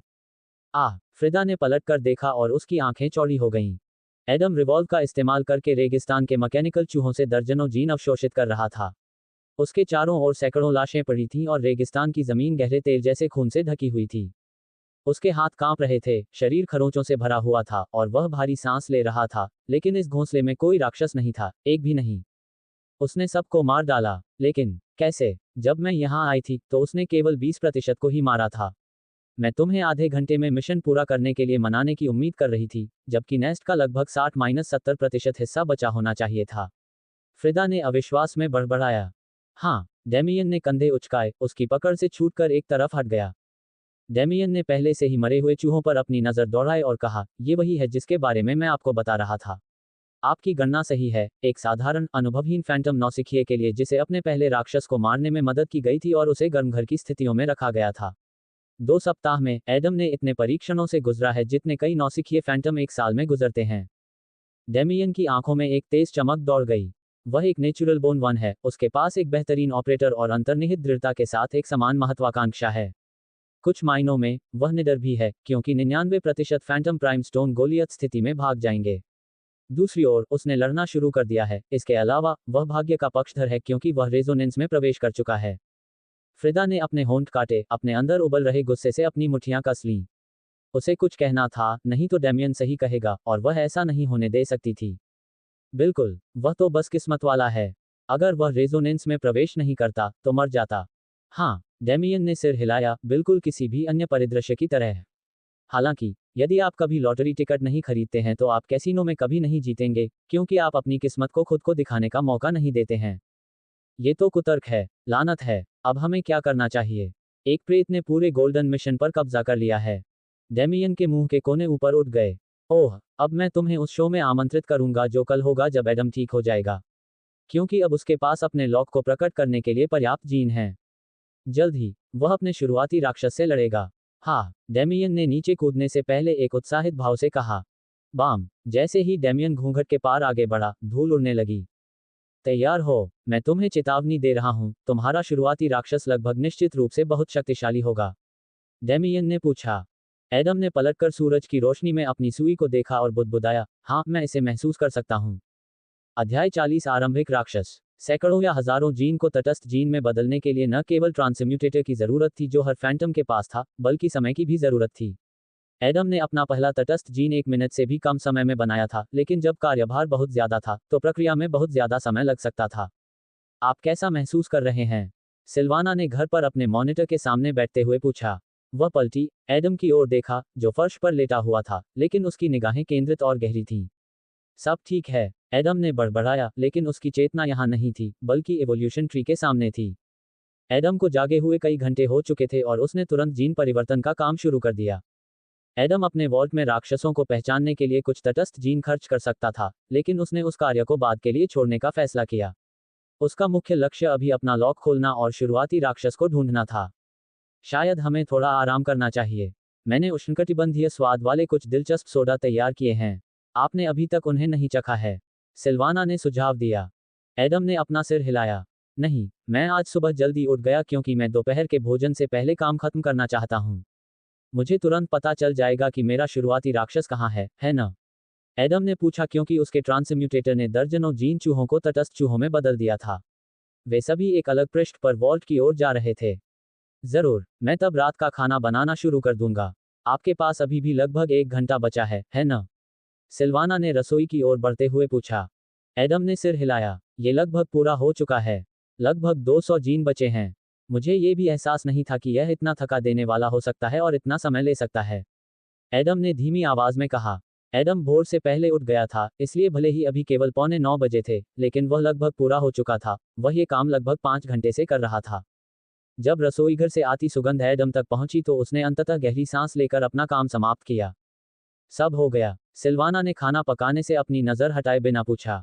हाँ, यह अविश्वसनीय है, एडम ने अपनी तिजोरी खोलते हुए कहा। किताब खुली और 1000 ग्रे गोले बाहर निकले, बिल्कुल वैसे ही। उन्होंने एडम को अपने तारे के चारों ओर छोटे ग्रहों की तरह घेर लिया, धीरे धीरे घूमते हुए। जिस क्षण से एडम ने 1000 जीन एकत्र किए, उसे कहीं दूर से अजीब कंपन महसूस होने लगे। अब वे और भी ज्यादा शक्तिशाली हो गए थे और उसके लॉक के चारों ओर की जंजीरें कांपने लगीं। एडम ने अभी तक भंवर में एक भी तटस्थ जीन नहीं डाला था, लेकिन अपरिहार्य की प्रत्याशा में भंवर पहले से ही गतिमान था। ठीक है, अब समय आ गया है कि हम शुरुआत करें, है न? एडम ने मन ही मन बुदबुदाया। फिर उसने सिर हिलाया और चेहरे पर हल्की मुस्कान के साथ अपना हाथ हिलाया। सभी तटस्थ जीन एक ही धारा में भंवर की ओर बढ़े और शीघ्र ही उसमें लुप्त हो गए। 10/1000 तटस्थ जीन, 150/1000 तटस्थ जीन, क्लोजिंग स्क्वायर ब्रैकेट, 670/1000 तटस्थ जीन, क्लोजिंग स्क्वायर ब्रैकेट, 838/1000 तटस्थ जीन, 999/1000 तटस्थ जीन, क्लोजिंग स्क्वायर ब्रैकेट। आखिरी तटस्थ जीन भंवर में प्रवेश कर गया और किसी और चीज में बदलना शुरू कर दिया। भंवर बहुत बड़ा हो गया, पूरे लॉक के 1/5 भाग को कवर कर लिया, और भंवर के केंद्र में एक जादुई गेंद की तरह एक गोल सफेद क्रिस्टल दिखाई दिया जिसने उसे भविष्य देखने की अनुमति दी। एडम धीरे धीरे इवोल्यूशन ट्री पर अपने लॉक तक चला गया, जिसकी जंजीरें हिंसक रूप से हिल रही थीं। ऐसा लग रहा था कि वे किसी भी क्षण टूट सकती हैं, लेकिन इसे संभव बनाने के लिए एक शक्तिशाली आवेग की आवश्यकता थी। क्रिस्टल में कुछ भी देख पाना असंभव था, क्योंकि अंदर केवल कोहरा था, जो दृष्टि क्षेत्र को अवरुद्ध कर रहा था। एडम ने क्रिस्टल को ऐसे छुआ जैसे मंत्रमुग्ध हो गया हो। किसी कारण से, ये तब उसकी एकमात्र इच्छा थी, क्योंकि वह जानना चाहता था कि उसका आरंभिक राक्षस कहाँ था।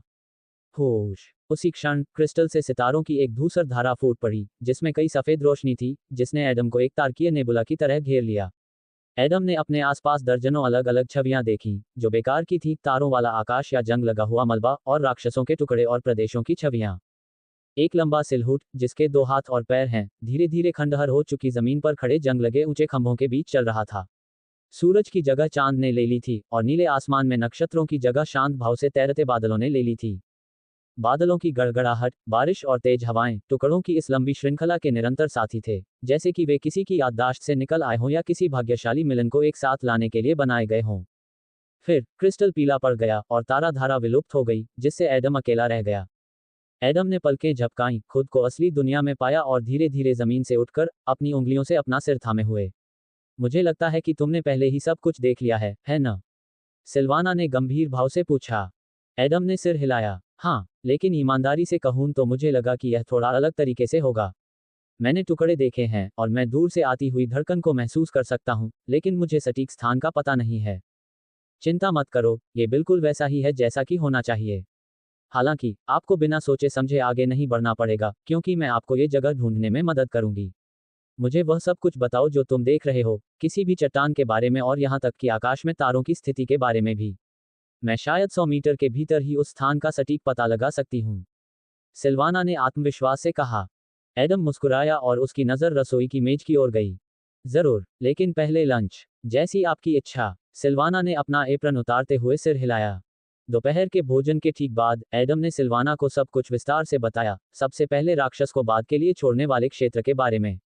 अंत में, उसने केवल एक छाया देखी।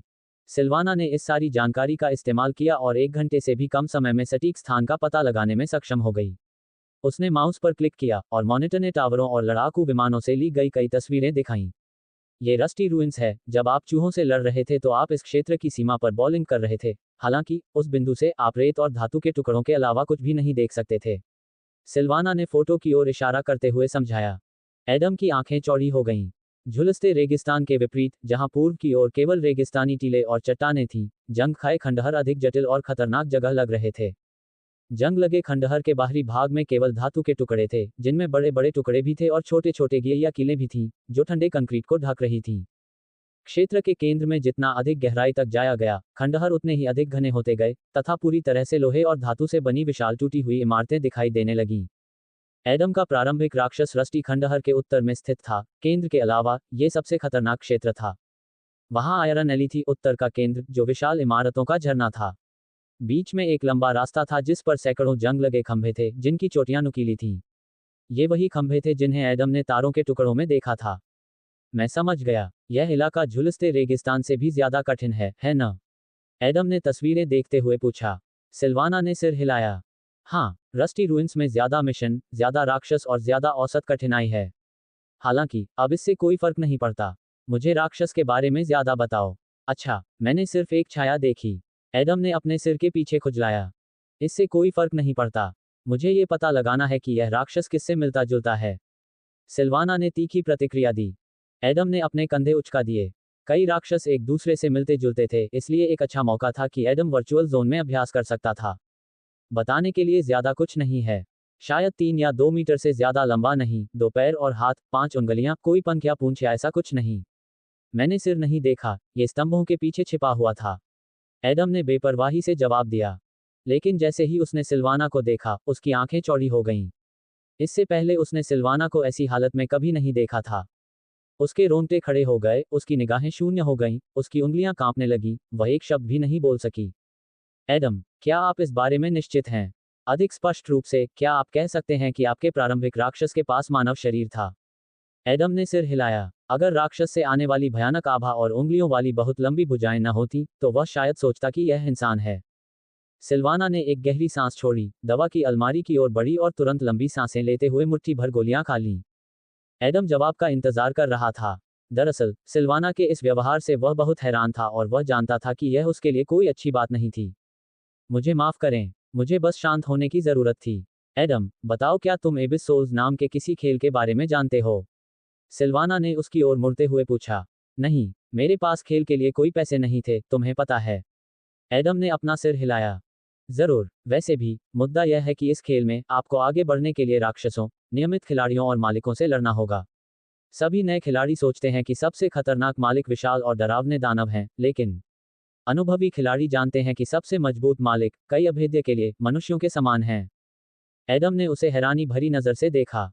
मैं ऐसा इसलिए कह रही हूं क्योंकि यह गेम हमारी दुनिया के प्रारूप के अनुसार बनाया गया था। प्राइम टाइप राक्षसों का एकमात्र प्रकार नहीं है। जो आपका शुरुआती राक्षस बन गया वह एंथ्रोपोमॉर्फ टाइप है या वैज्ञानिक रूप से नहीं क्राउन टाइप है। सिल्वाना ने गहरी निगाह से गंभीरता से कहा। और क्राउन टाइप कितना मजबूत है? एडम ने स्पष्ट उत्तर की अपेक्षा करते हुए पूछा। बहुत मजबूत। अगर आप मुझसे संभावना के बारे में पूछें तो मैं कहूंगा 50/50। एडम ने सांस फूलने के साथ ही अपना दिल तेजी से धड़कने लगा। सत्ता के लिए लड़ाई उससे कहीं अधिक कठिन साबित हो रही थी जितना उसने सोचा था। नमस्ते, पिछले 2 अध्यायों में मैंने बिगिनिंग मॉन्स्टर की जगह इनिशियल मॉन्स्टर लिखा था। मैंने इसे पहले ही ठीक कर दिया है। बस आप लोगों को भ्रमित न करने के लिए।